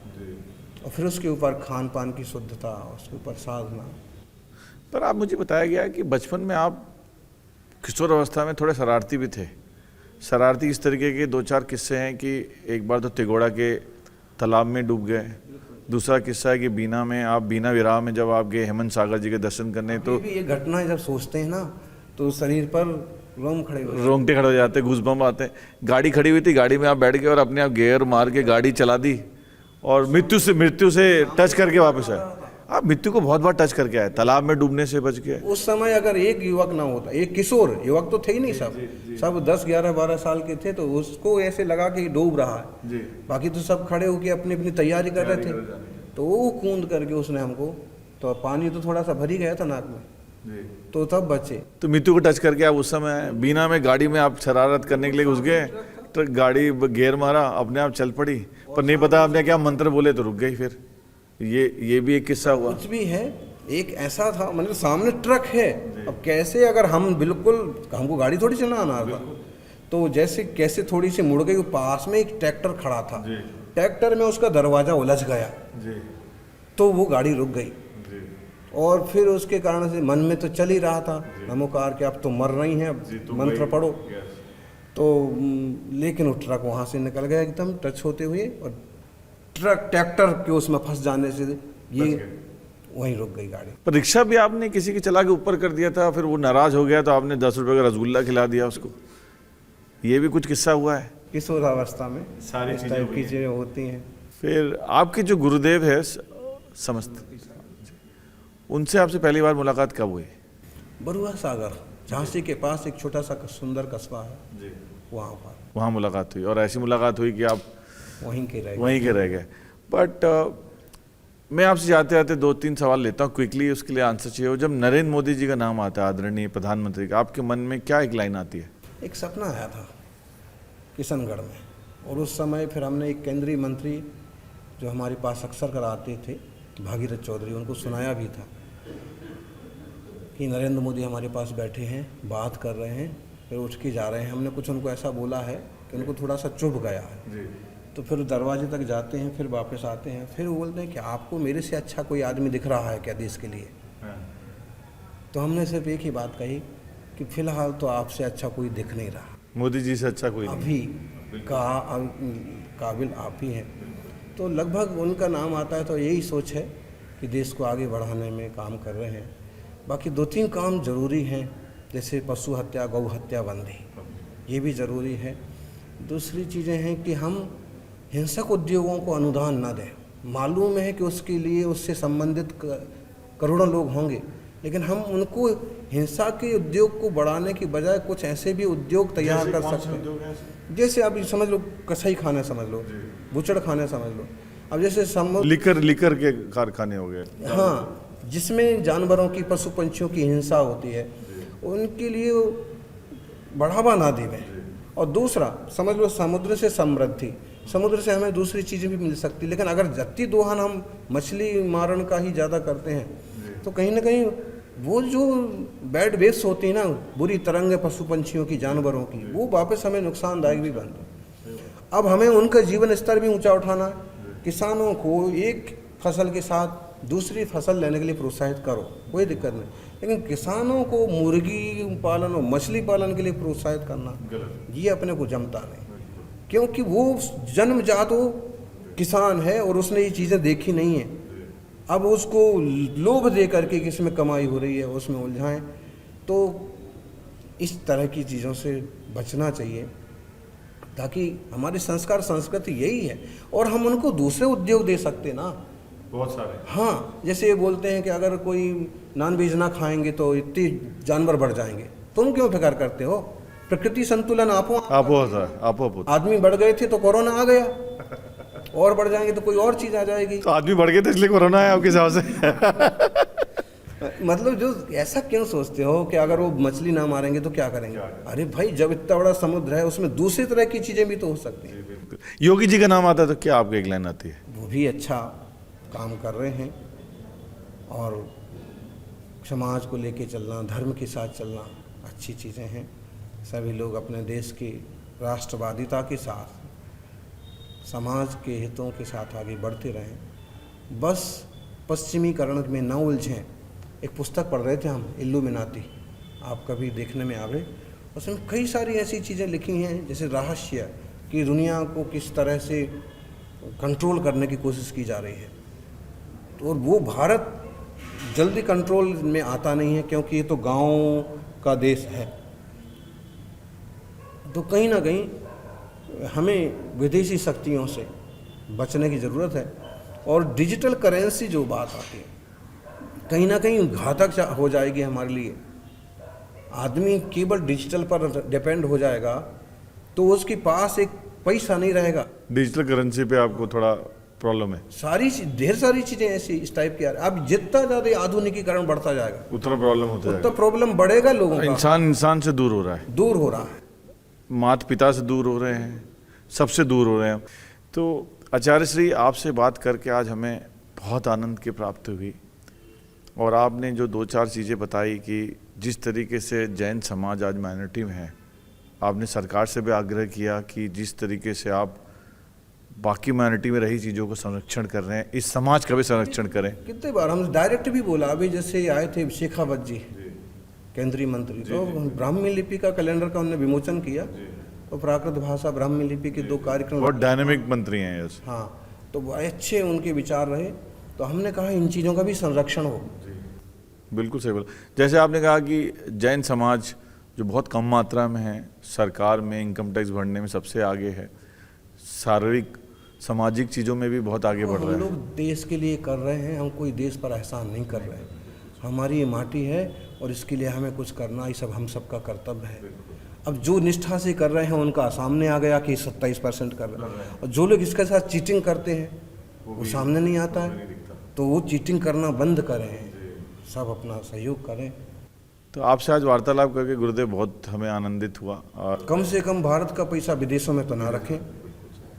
नाम क्या लें, बड़े बड़े नामधारी नेता यहाँ से चुराते हैं और स्विस बैंक में पैसा रखते हैं।